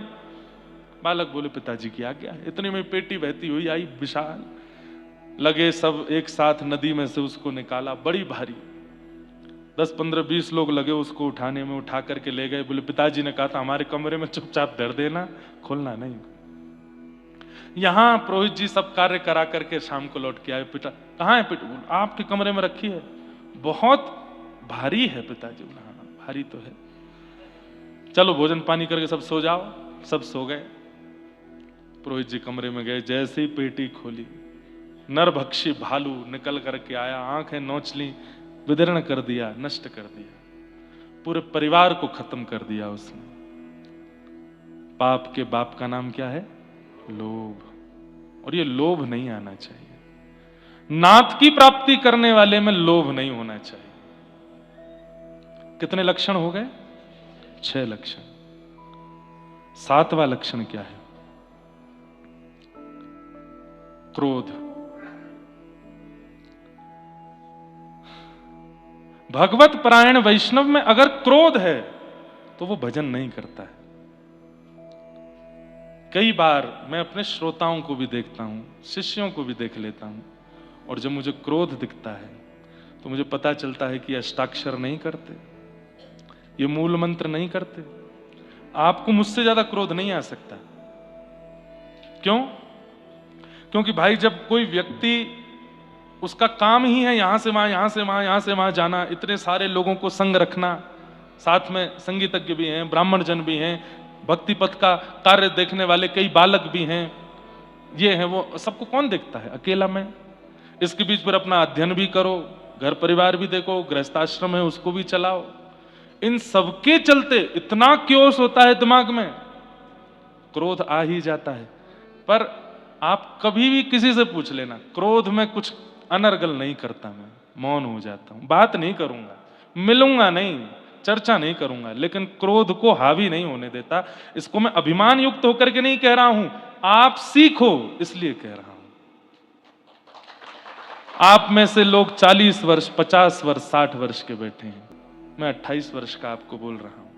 क्रोध ये प्रमाण है इस बात का कि आप भगवत मिलन के प्रति सीरियस नहीं हो, इसलिए क्रोध को आने देते हो, क्रोध को हावी होने देते हो। हमारा स्वभाव ऐसा है, क्रोध की स्थिति बनी तो मानव स्वरूप है क्रोध से। इसको रहने दो भाई, इसमें लग जाएगा, लगा दो। क्या बता रहा था मैं? हाँ, क्रोध। तो क्रोध से बच नहीं सकते, आता है, वो तो स्वभाव है, हम मानवों का क्रोध आएगा। पर क्रोध की भी श्रेणी होती है, कैसे आता है, कितना आता है, क्यों आता है। कितना भी क्रोध आवे, मौन हो जाओ, उसको हावी मत होने दो।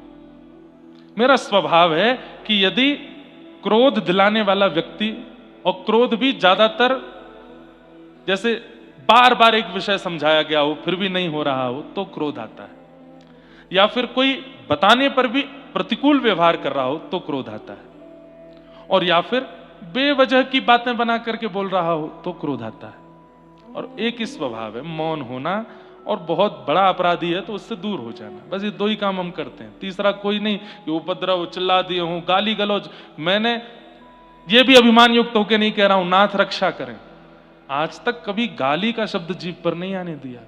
जिस जीभ से भगवत कथा कहते हैं उस पर गाली आने देंगे? और जब कोई वैष्णव हमको दिखता है ना, उनके मुख से गाली निकल रही है, उनके मुख से अपशब्द निकल रहे हैं, तो मन में आता है कि फिर ये कथा क्यों कर रहे हैं। जिस जिह्वा से व्यास जी और तुलसीदास जी की वाणी बोली जा रही है, साक्षात कृष्ण प्रकट किए जा रहे हैं, उससे अपशब्द क्यों? नहीं, क्रोध को मत आने दो, क्रोध को मत आने दो। हमारे लिए बहुत अपशब्द प्रयोग किए लोगों ने, बहुत विषयों में अपशब्द प्रयोग किए, पर उन अपशब्दों से उन्हीं के प्रति दया आने लगी कि क्यों बोलते हैं ऐसा। इस शब्द को प्रयोग करने से अपनी जीव खराब कर रहे हैं। इसलिए क्रोध, अगर नाथ की प्राप्ति के लिए सीरियस हो तो क्रोध नहीं आने दोगे, और क्रोध आवे भी तो मौन हो जाओ, शांत हो जाओ, बोलो मत, एकांत में चले जाओ। अलग अलग प्रकार के क्रोधी लोग हैं, सबसे बढ़िया बताऊं, सो जाओ। जैसे ही क्रोध आवे, कुछ अनुचित हुआ है, मन के मुताबिक नहीं हुआ, जाओ बढ़िया खा पी के सो जाओ, सुबह तक ठीक हो जाएगा। क्रोध ज्यादा देर रहना नहीं चाहिए, क्योंकि क्रोध क्या है पता है, ये एक प्रकार का इन्फेक्शन है। जैसे एक इन्फेक्शन हमारे शरीर में कहीं भी हो जाए, बॉडी पार्ट में, उसको बहुत देर रहने दोगे तो क्या करेगा, धीरे धीरे बढ़ता जाएगा, हाथ से फिर हृदय तक आएगा, मुख तक जाएगा, बुद्धि तक जाएगा, चरणों तक जाएगा, सबको खराब कर देगा।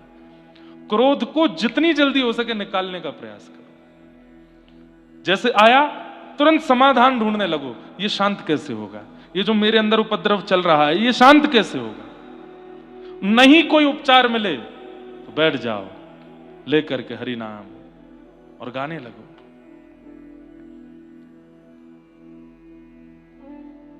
क्या गाओ, कुछ तो गवाओ।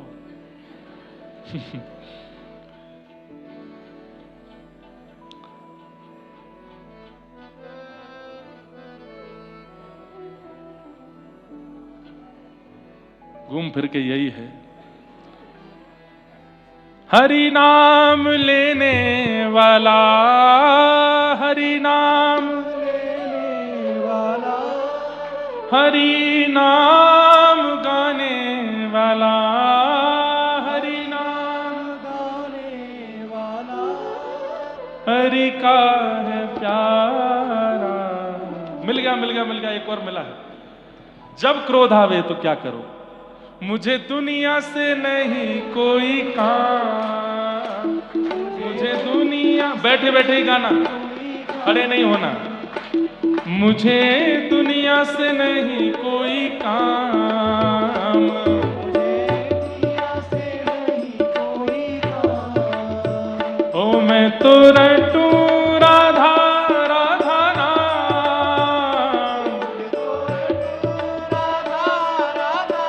एक बार करके देखना, अभी वापस जाओगे जब अपनी दुनिया में, और वहां कोई क्रोध वाली बात हो जाए, अकेले कमरे में जाओ, ये वाला भजन सबके फोन में है, बड़े वाले स्पीकर पे चलाओ और इसको चला करके बढ़िया चटकनी लगा करके और प्रेम से मगन होके नाचो। ओ मैं तो रटूं राधा राधा नाम, मैं तो रटूं ओ दर्शन करूं शुभ शाम, दर्शन ओ मेरे मन में विराज श्याम दीवानी, मेरे मन में विराज श्याम दीवानी, ओ मेरे मन में विराज श्याम दीवानी, मेरे मन में विराज श्याम दीवानी। ओ जहाँ विराजे राधा रानी, जहाँ विराजे राधा मेरो मन लाग्यो बरसाने में, जहाँ विराजे राधा रानी मेरो मन लाग्यो।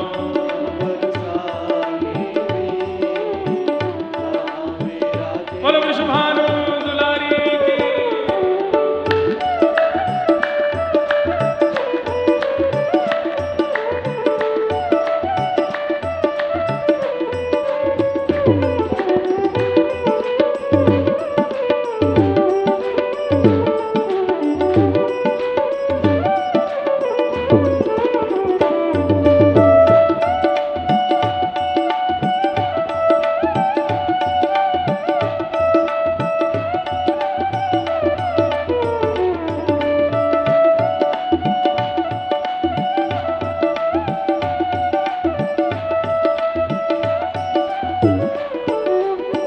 ओ मुझे दुनिया से नहीं लेना देना, दुनिया से नहीं लेना देना, जिसने क्रोध दिलाया, जिसकी वजह से क्रोध आया, उसके मुंह पे जाके बोलो, ओ मुझे दुनिया से नहीं लेना देना, मुझे दुनिया से नहीं लेना देना, ओ ये जगत है एक सपना, ये जगत है एक सपना, और उसके बगल में खड़े होके बोलो, यहाँ कोई नहीं अपना। देखो कितना बढ़िया है। यही बात बिना कीर्तन के बोलोगे तो क्रोध, तू मेरा नहीं है, तुझसे मेरा कोई संबंध नहीं है, तू कहां से मेरे घर में आ गया है, तू तो मेरी संतान ही नहीं है ना, ये क्रोध हो जाएगा, ये पापगामी हो जाएगी बात।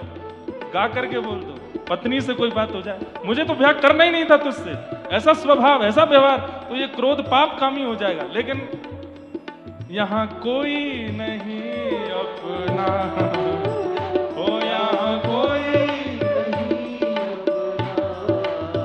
हो मेरी अपनी विश्वभानु दुलारी, मेरी अपनी विश्वभानु दुलारी, हो मेरी अपनी विश्वभानु दुलारी, मेरी अपनी विश्वभानु दुलारी, ओ जहाँ विराजे राधा रानी, हो विराजे राधा रानी, हाँ जहाँ विराजे श्याम प्यारी, हो विराजे श्यामा प्यारी, ओ मेरो मन लाग्यो बरसाने में, जहाँ विराजे श्याम प्यारी,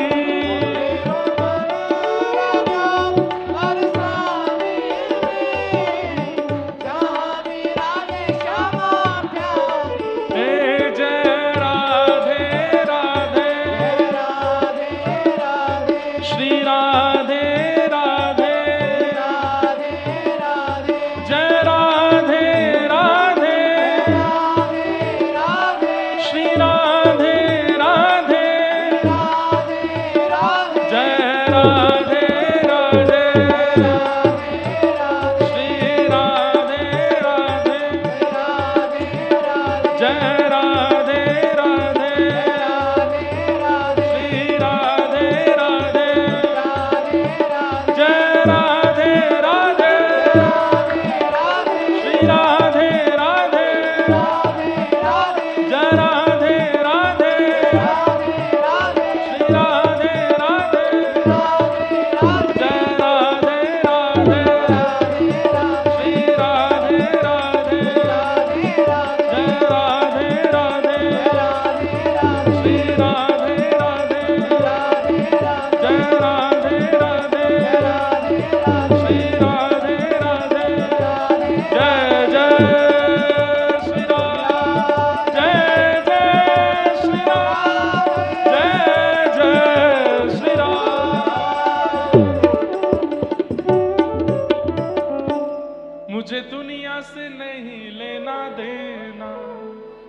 मुझे दुनिया से नहीं लेना देना, ये जगत है एक सपना, ये जगत है सपना, यहाँ कोई नहीं अपना, यहाँ कोई नहीं अपना।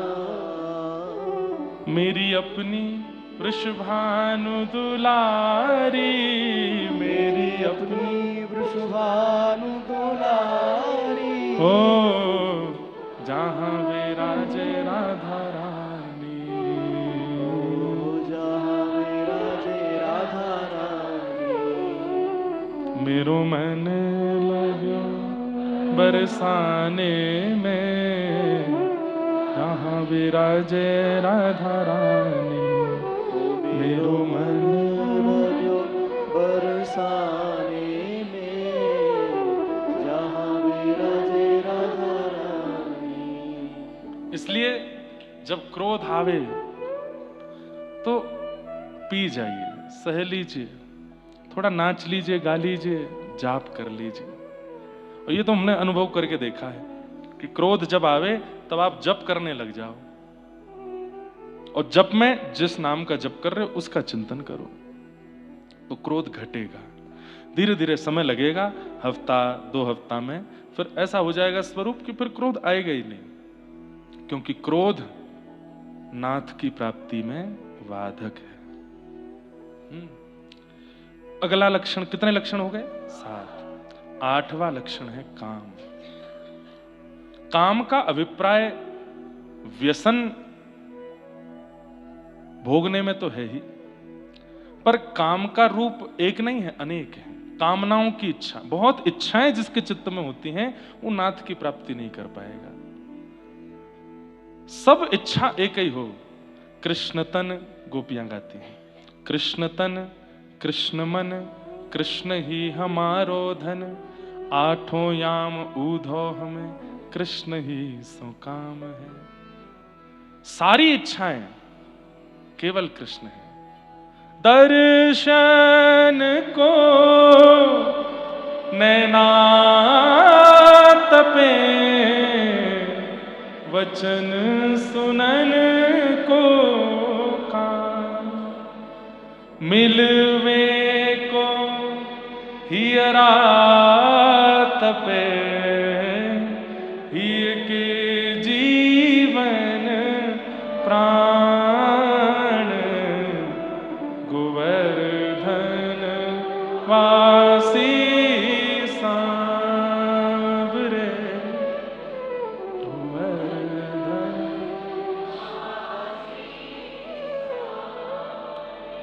लाल तुम बिन रयो न जाए, ओ लाल तुम बिन रयो न जाए रे, गोवर्धन वासी सांवरे, गोवर्धन वासी सांवरे।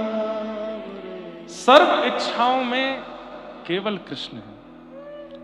कान भी कृष्ण को चाहते हैं, नेत्र भी कृष्ण को चाहते हैं, नासिका भी कृष्ण को चाहती है, जिह्वा भी कृष्ण को चाहती है, हाथ भी कृष्ण को चाहते हैं, चरण भी कृष्ण को चाहते हैं, मन भी कृष्ण को चाहता है, बुद्धि भी कृष्ण को चाहती है। हमारी बड़ी अलग अलग स्थिति है। कान से पूछो क्या सुनना है तो कान कुछ और, हाँ नेत्र राधारमण जी को देखना चाहते हैं, पर कान पॉप म्यूजिक सुनना चाहते हैं या कुछ और सुनना चाहते हैं।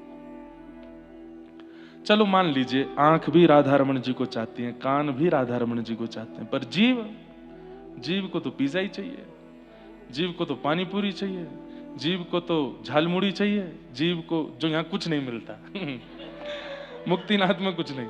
अच्छा, मुक्तिनाथ में भोजन की शुद्धि थोड़ी कम है, यहाँ जो बने हैं सब, अब उसमें आप लोगों का कोई दोष नहीं, हम कुछ कर भी नहीं सकते। यहाँ पर प्रभाव कुछ अलग प्रकार का भी है, तो उससे हमें कोई दिक्कत भी नहीं। पर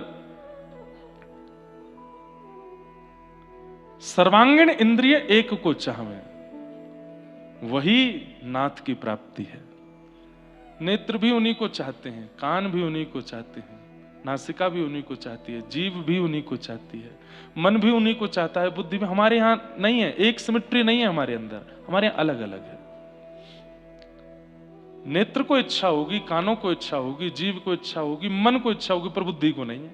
बुद्धि को कुछ और इच्छा है, हाथों को कुछ और इच्छा है, चरणों को कुछ और इच्छा है। नहीं, सर्वांगीण इंद्रियों से एक ही इच्छा रहे, कृष्ण।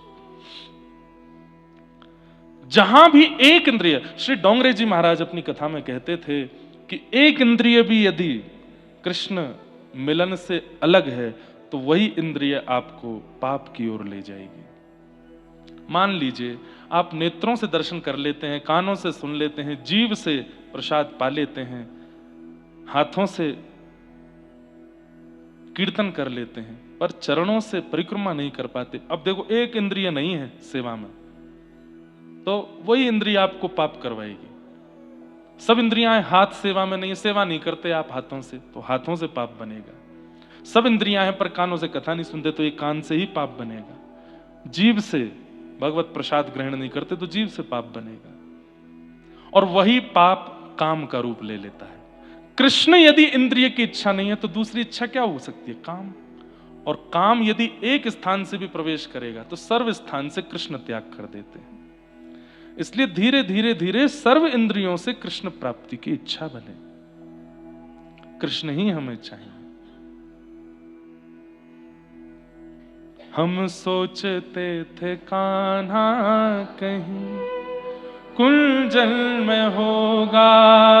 जिस इंद्रिय से कृष्ण प्रिय ना लग रहे हो, अपनी उस इंद्रिय से किशोरी जी को प्रार्थना करो। नेत्र तो देखते हैं, कान तो सुनते हैं, जीभ तो प्रसाद ग्रहण करती है, पर ये चरण प्रदक्षिणा नहीं करते, ये हाथ सेवा नहीं कर पाते अच्छे से। तो उसी इंद्रिय की शिकायत करो। हे सुन राधिका दुलारी, तेरे द्वार का भिखारी, तेरे शाम का पुजारी,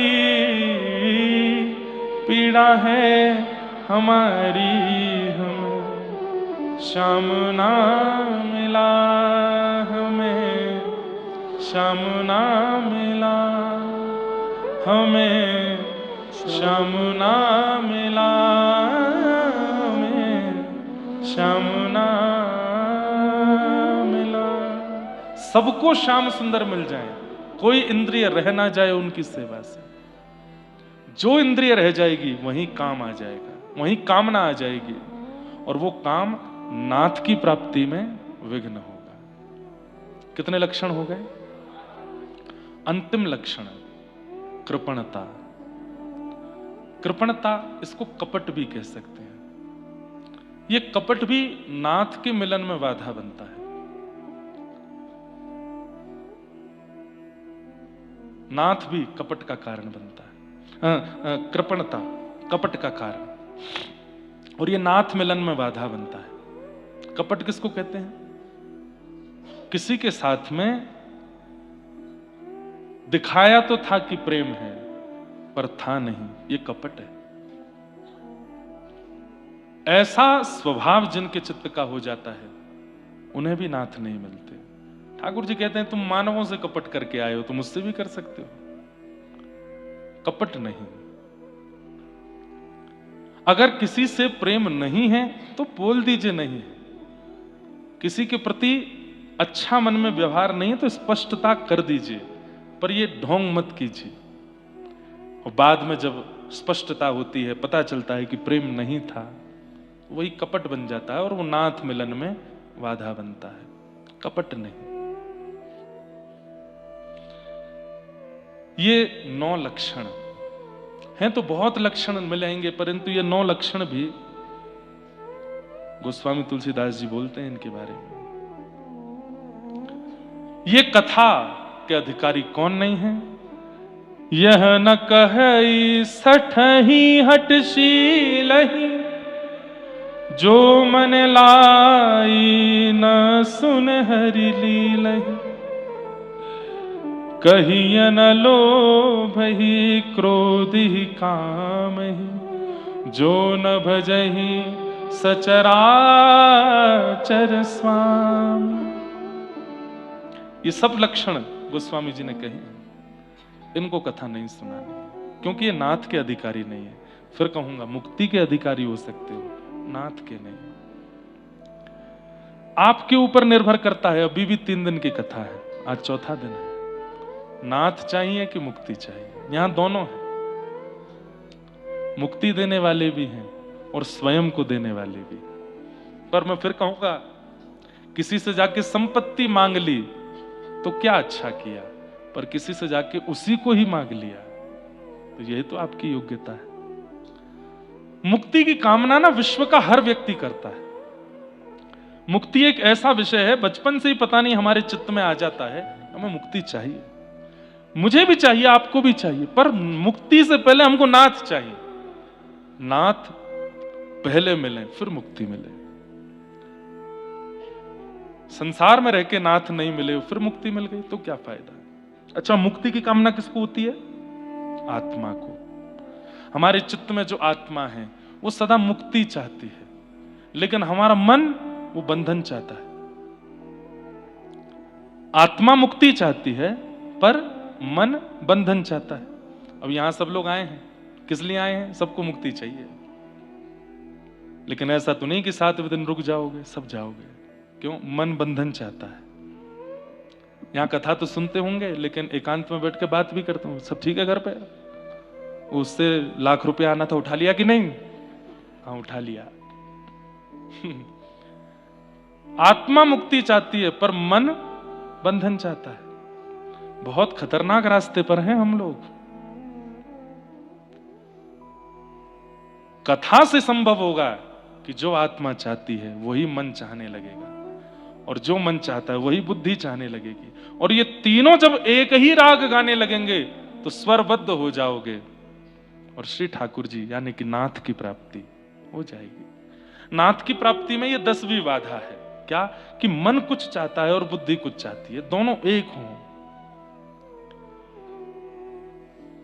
7वें दिन यदि विमान आ जाए विष्णु लोक से और यहीं बाहरी द्वार पे खड़े हो जाएं विष्णु दूत, आओ सब एक एक करके बैठो बैठो, आओ, बहुत दिन से कह रहे हो मुक्तिनाथ चलो, तो उनसे कुछ नहीं कहोगे आप, मेरे पास आओ महाराज जी। इसलिए तो नहीं आए थे हम तो अभी कई बालक भी है, हमारे तो ब्याह ही नहीं हुए अभी, माता पिता बेचारे सब कर रहे बैठे हैं। महाराज जी इनसे कह दो विष्णु दूतों से 2 साल बाद आ जाएं, मेरे पुत्र का भी एक बालक होने वाला, उसको तो देख लूं मैं। आत्मा मुक्ति चाहती है पर मन बंधन चाहता है। इसलिए नाथ की प्राप्ति करो। नाथ मिल जाए, बाद की बाद में देखेंगे मुक्ति मिल रही है कि नहीं। नहीं तो जीते जी कुछ मुक्तियां हैं, और मुक्ति पता है बंधी को ही मुक्ति मिलती है, और हम सब बंधी हैं। पहले मां के गर्भ में 9 महीने बंधे थे, जन्म हुआ तो गर्भ मुक्ति हुई, बाहर आए खुश हो गए। जब बालक जन्म लेता बहुत बहुत खुश होता है, 9 महीने बाद निकल के आया हूं मैं। कपिल विभूति संवाद में प्रसंग आता है कि जो जंतु, जो बालक गर्भ का होता है, वो 9 महीने रोता है ठाकुर जी के आगे कि मुझे निकालो यहां से। जब वहां से निकल के आता तब सोचता अब मुक्ति मिली, लेकिन फिर हो जाता है बंधन मुक्ति। संबंधी मिल जाते हैं, ये बहन है, ये भैया है, ये मैया है, ये पिताजी हैं, ये बुआ जी हैं, ये चाचा जी हैं, ये ताऊ जी हैं, ये ताई जी हैं, ये हैं, ये हैं। फिर दूसरे बंधन आ जाते हैं। गुरु कृपा से, शास्त्रों की कृपा से, भगवत कृपा से फिर धीरे धीरे उन बंधनों से भी मुक्त होता है। भाई छोड़या बंधु छोड़या, छोड़या जग सो, मीराबाई। भाई छोड़या बंधु छोड़या, छोड़या जग सो। साधुअन संग बैठ बैठ, साधुअन संग बैठ बैठ, ओ साधुअन संग बैठ बैठ, साधुअन संग बैठ बैठ। लोक लाज खोई रे मेरे तो गिरधर गोपाल, मेरे तो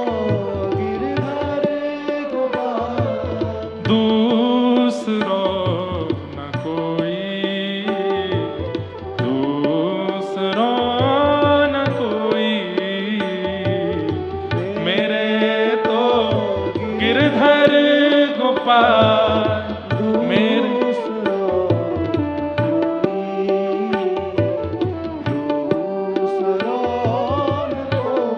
और असुवन जल सींच सींच प्रेम बेल बोए, असुवन जल सींच सींच प्रेम, ओ असुवन जल सींच सींच प्रेम बेल बोए, असुवन जल सींच सींच प्रेम। हे अब तो बेल फैल गई, अब तो बेल, अब तो बेल फैल गई, अरे आनंद फल होई रे मेरे तो गिरधर गोपाल, मेरे तो गिरधर गोपाल, दूसरो न कोई, दूसरो न कोई, मेरे तो गिरधर गोपाल, दूसरो कोई, दूसरो न कोई, मेरे तो गिरधर गोपाल, मेरे तो गिरधर गोपाल। देखो कितना अच्छा भाव मन में आया कि इतनी देर से हम मुक्ति और नाथ में चर्चा कर रहे हैं, पर नाथ मुक्ति शब्द नहीं है, मुक्ति नाथ शब्द है। तो इसका मतलब नाथ की प्राप्ति में भी कुछ मुक्तियां तो चाहिए, जिसमें सबसे पहली मुक्ति गर्भ मुक्ति, जब हम गर्भ से जन्म ले लेते हैं। और उसके बाद फिर दूसरा बंधन आता है संबंधों का बंधन, फिर उस बंधन से मुक्ति, ये दूसरी मुक्ति। नाथ की प्राप्ति में कुछ मुक्तियों की आवश्यकता है। अच्छा, संबंध मुक्ति का मतलब ऐसा थोड़ी, अब आप लोग तो मुझ पे प्रश्न उठाओ, खुद संबंध बनाए बैठे हो, खुद के माता पिता पत्नी सब हैं, फिर भी हमको समझा रहे हैं कि बंधन से मुक्ति। बंधन से मुक्ति का मतलब क्या है? संबंध से मुक्ति का मतलब क्या है? उस संबंध में अति आसक्ति नहीं, वो संबंध है पर मैं उसके बिना नहीं हूं, ये नहीं है। वो सब आवश्यक संबंध हैं, पर वो नहीं होगा, वो संबंध नहीं होगा तो मेरा कोई अस्तित्व नहीं, ये नहीं। वो संबंध निर्वहन के लिए है, इसलिए आवश्यक है। बाकी उस बंधन में इतनी आसक्ति, वो निर्मुक्ति है। उसमें आसक्ति ना होना तो बंधन से मुक्ति। तो गर्भ मुक्ति नाथ की प्राप्ति के लिए। दूसरी बंधन मुक्ति, संबंधों से निवृत्त। भाई है, बंधु है, माँ है, पिता है, पत्नी है, बच्चे सब, लेकिन इन सबके होते हुए भी मेरे केवल गोपाल जी, मेरे सर्वस्व मेरे गोपाल जी। तीसरा फिर बंधन मुक्ति तो हो जाती है कई बार, संबंधों से मुक्ति तो हो जाती है, पर विषयों से मुक्ति नहीं हो पाती। व्यक्ति अकेला चला जाता है, घर परिवार सब छोड़ के चला जाता है, लेकिन वहां भी विषय उसको नहीं छोड़ता, व्यसन उसको नहीं छोड़ता, विषय उसके पीछे ही लगा रहता है। और वो विषय किसी का भी हो सकता है। चाय का भी विषय होता है व्यसन, मदिरा का भी व्यसन होता है, खान पान का भी व्यसन होता है, सोने उठने का भी व्यसन होता है। कई लोगों को मैंने देखा, वो विमान में अपनी तकिया लेके चलते हैं, उनको उसी का ही व्यसन है, उसके बिना सो ही नहीं सकते। कभी कभी हमको भी हो जाता है, इतनी कथा करते हैं ना लगातार, सब जगह गद्दे अलग, तकिया अलग, गर्दन कभी कभी अकड़ जाती है ऐसे, तो फिर अपनी तकिया लो। लेकिन कई लोगों को सुख के लिए अपनी वस्तु संग रखना आवश्यक होता है, तो वो विषय बंधन है। एक विषय का भी बंधन भगवत प्रीति नहीं होने देता, उससे मुक्ति आवश्यक है। उस विषय से मुक्ति। और कितनी हो गई मुक्ति? तीन मुक्ति हो गई। गर्भ मुक्ति, बंधन मुक्ति, विषय मुक्ति, और चौथी आती है भय मुक्ति। किसी से भय नहीं है। आज आचार्य जी ने एक स्तुति पत्रिका दी हमको, उसमें एक बहुत सुंदर महादान के हो है, ये नेपाली में महादान के हो। महादान क्या है? तो इसमें बहुत सुंदर एक पद है, एक श्लोक है, न भूप्रदानम न सुवर्णदानम। महादान क्या है? न भूप्रदानम न सुवर्णदानम न गोप्रदानम न तथान्नदानम तथा वदन्ति हमः प्रदानम सर्वेषु दान अभय प्रदानम। सबसे बड़ा दान क्या है? कि मुझसे किसी को भयभीत होने की आवश्यकता नहीं। ये सबसे बड़ा दान है, भय मुक्ति। मुझसे किसी को भय नहीं होना चाहिए और मुझे भी किसी से भय नहीं है। अभय मुक्ति, भय मुक्त होना। हम सबको भय है। अभी पता चल जाए कि आइस फॉल होने वाला है ऊपर से, स्नोफॉल नहीं, ice fall. Snowfall ice fall में अंतर होता है। स्नोफॉल रिमझिम रिमझिम, और आइस फॉल क्या होता है कि पहाड़ों पर जो बर्फ जमी है वो कई बार वहां से टूट करके गिरती है और तूफान आता है, घर वर ढह जाते हैं, लोग बाग मर भी जाते हैं दब के। ये आइस फॉल होता है इस क्षेत्र में, बहुत होता है, कभी भी हो जाता है। डर गए?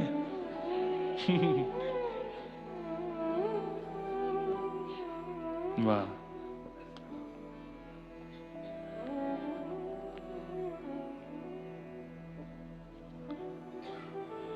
अभय दान, भय ना हो। हमको डेली घर से इंस्ट्रक्शन मिलता है, पहाड़ पे नहीं चढ़ना है, नदी के पास नहीं जाना है, खाई में झांक के नहीं देखना है, कान ढक के रखने हैं। ठीक है, वो अच्छी बात है, वो तो हमारी चिंता ही करते हैं, पर हमसे रहा ही नहीं जाता।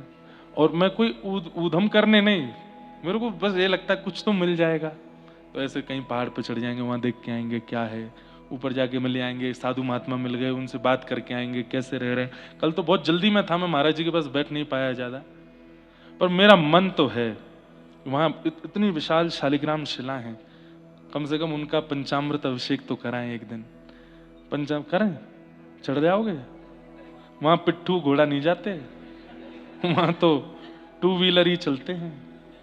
हाँ, एक दिन करते हैं। हैं? क्या? गोवर्धन कल ही तो है, आज नंदोत्सव है, तो कल करते हैं। आज तो हाँ, आज की हो गई क्या व्यवस्था? हाँ, तो आज भैया सब लोग 4 बजे तक इसी प्रांगण में इकट्ठे हो जाना। यहाँ गाड़ियों की व्यवस्था बाहर कर दी गई है।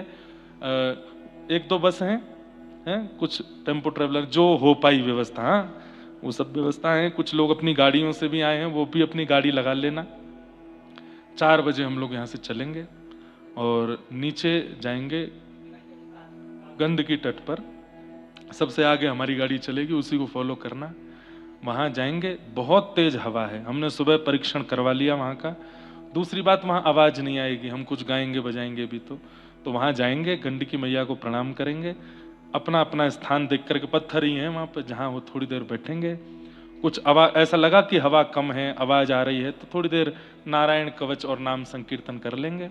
और वो करके गंडकी जी को प्रणाम करके, उनका आचमन करके, और हम तो कहेंगे कि सुनो भैया, 2-4 जग और कुछ बोतलें ले चलना। कहीं सवरे आचमन करने गए तो एक आध वहीं पुष्प अर्चन कर आए अपना, तो ऐसा भी नहीं हो। हमको बहुत डर लगता है इतनी संख्या में लोगों को लेकर कहीं भी जाना आना। तो आप लोग किनारे पे ही रहना, हम आप सबकी तरफ से आचमन कर लेंगे, सबके ऊपर जल छिड़काव कर देंगे और सबको गंडकी जी का जल आचमन के लिए दे देंगे, सबके पास पहुंच जाएगा। और वहीं नारायण कवच का हम और पंडित जी सब लोग जल्दी जल्दी पाठ करेंगे। हाँ, और कोई भी शालिग्राम ढूंढने भीतर मत जाइएगा, 7 दिन बाद चले जाना है। अभी 7 दिन में मत जाना, आपके घर वालों को पता है आप हमारे साथ हो, तो ऐसी बात नहीं है। लेकिन हमको अनुभव नहीं है ना इस क्षेत्र का। बद्रीनाथ का तो है, वहां बहुत गए हैं, ऋषिकेश हरिद्वार सब जगह है, यहाँ का बिल्कुल हमको कुछ नहीं पता, वहां कहाँ गहरा है, कहाँ क्या है क्या नहीं है।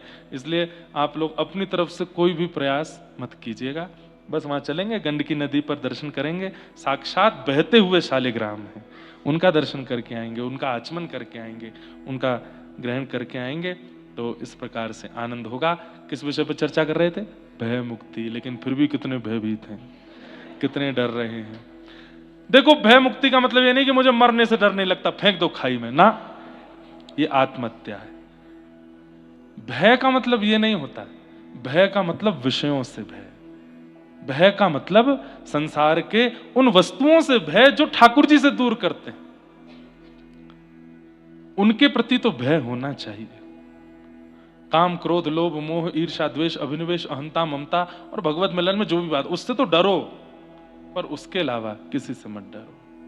मृत्यु से मत डरिए। मृत्यु कौन सी मृत्यु? सहज अपने आप मृत्यु को गले मत लगो। आने वाली जो मृत्यु है, जो आ रही है आपके लिए, उससे मत डरिए। वो मृत्यु तो आनी है। तो भय मुक्ति, कितनी मुक्ति हो गई?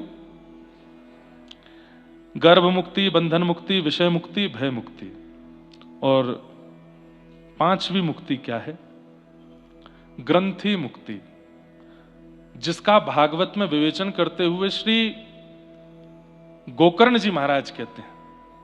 क्या ग्रंथि मुक्ति क्या है? हम सबसे मुक्त हो जाते हैं, लेकिन अन्यस्य दोष गुण चिंतनमाशु मुक्त्वा, दूसरे के दोष और गुण देखने की स्थिति हमारी कभी नहीं जाती।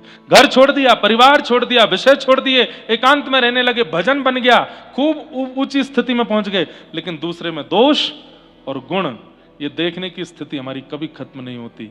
लेकिन किसी में दोष ना देखे, सब में गुण देखें, ये ग्रंथि मुक्ति है। आपकी दृष्टि कैसी हो गई? विनोबा भावे से किसी ने कहा, महाराष्ट्र के संत श्री विनोबा भावे से किसी ने कहा कि महाराज, मानव का सबसे बड़ा लक्षण देवत्व किसको कहते हैं और राक्षसत्व किसको कहते हैं? तो विनोबा भावे कहते हैं, जो सब में गुण देखे और खुद में दोष देखे वो देव है, और जो सब में दोष देख के खुद में गुण देखे वो ही राक्षस है। रावण राम जी में भी दोष देखता है, और राम जी रावण में भी गुण देख रहे हैं। तो यह है ग्रंथि मुक्ति। किसी में दोष नहीं दिखता है। 1000 अवगुण वाला व्यक्ति भी आपके सामने आ जाए, जानते हैं कि इसमें अवगुण है, लेकिन आपकी दृष्टि क्या खोज रही है? कोई तो गुण होगा इसमें। इसको कहते हैं ग्रंथि मुक्ति। और फिर होती है जीवन मुक्ति। अब जीवन में कुछ चाह नहीं है, ये जीवन मुक्ति है। कोई चाह नहीं। पहले परसों भी मैं कह रहा था, ठाकुर जी से ठाकुर जी की भी चाह नहीं है। हम सफर के सफरनामा बने रहने दो, हमको आप नहीं चाहिए। हमको लगे रहने दो, हमें रोने दो, बिलखने दो, व्याकुल होने दो, आप मत मिलो। ये जीवन मुक्ति है। अब कोई इच्छा नहीं है, कोई चाह नहीं है जीवन की। और अंतिम देह मुक्ति, इस देह से मुक्ति।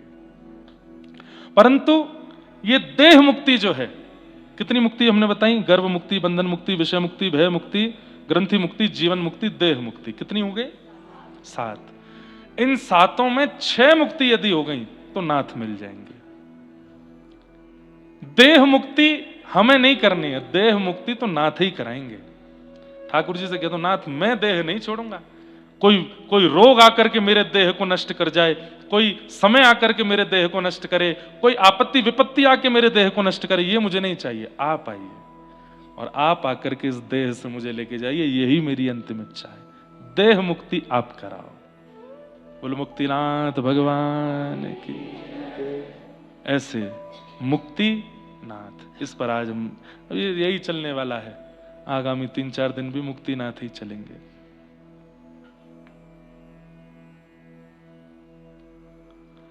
हमारे 1-2 भाई लोग भी आए, बढ़िया लिखते हैं, गाते हैं। एक बार बापू की कथा में सुनना था, तो एक बहुत सुंदर वो शायरी कह रहे थे। काम कुछ भी ना था करने को, काम कुछ भी ना था करने को, हमको भेजा गया है केवल मरने को।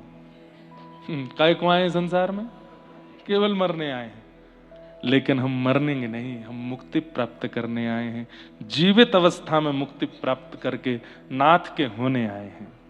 और वो नाथ जब आ जाएंगे तब देह छोड़ा के लेके जाएंगे। देह छोड़ने के बाद नाथ नहीं चाहिए, देह में रहते हुए नाथ चाहिए। एक मुक्ति तो हमको नहीं चाहिए नाथ के आने से पहले, देह की नहीं। इसी में ही देखना है हमको, आपको। बस ये प्रार्थना करो, ऐसी भावना के साथ आज की कथा को मंगल विश्राम देंगे। लेकिन क्योंकि चौथा दिन है कथा का, इसलिए नंदोत्सव, एक श्लोक नंदोत्सव का कह करके, एक बधाई गा करके कथा को विश्राम देंगे। नंदस्त्वात्मज उत्पन्ने जाता ह्लादो महामना, आहूय विप्रान् वेदज्ञान स्नातः सुचिरलंकृतः किवाचयित्वा स्वस्तेनं जातकर्मात्मजस्य वै कारयामास विधिवत् पितृदेवार्चनम तथा। खिड़कियां खोल दो भैया। हाँ, अभी सब नृत्य करेंगे, उत्सव मनाएंगे तो फिर घुटन हो गया। खिड़की खोल दो। अच्छा, एक बात सुनिए, 3-4 दिन से कथा सुन रहे हो, इन 4 दिन के अंदर आपके मन में क्या प्रकट हुआ? सुख, दुख या आनंद? एक ने भी सुख तो नहीं बोला था। यही नंदोत्सव है कि आज 4 दिन की कथा सुन के आपके चित्त में आनंद प्रकट हुआ है। हेरी हे भैया हो, आज नंद राय के आनंद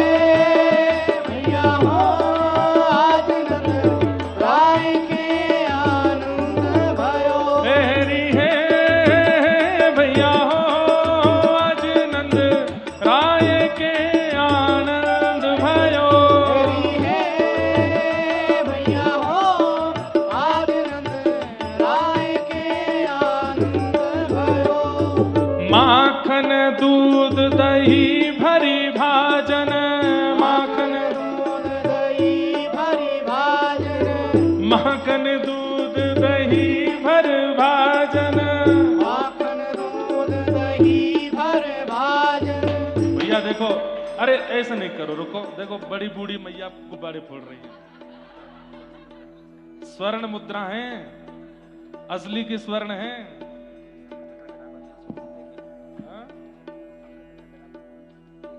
प्रत्येक में शंख चक्र गदा पद्म बने हैं। वाह,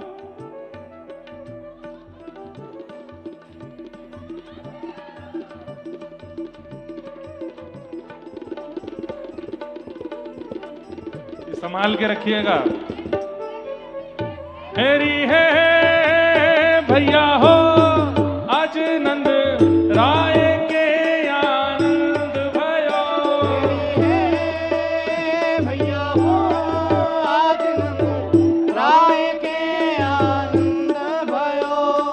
माखन दूध दही भर भाजन, माखन दूध दही भरी भाजन, सकल ग्वाल ले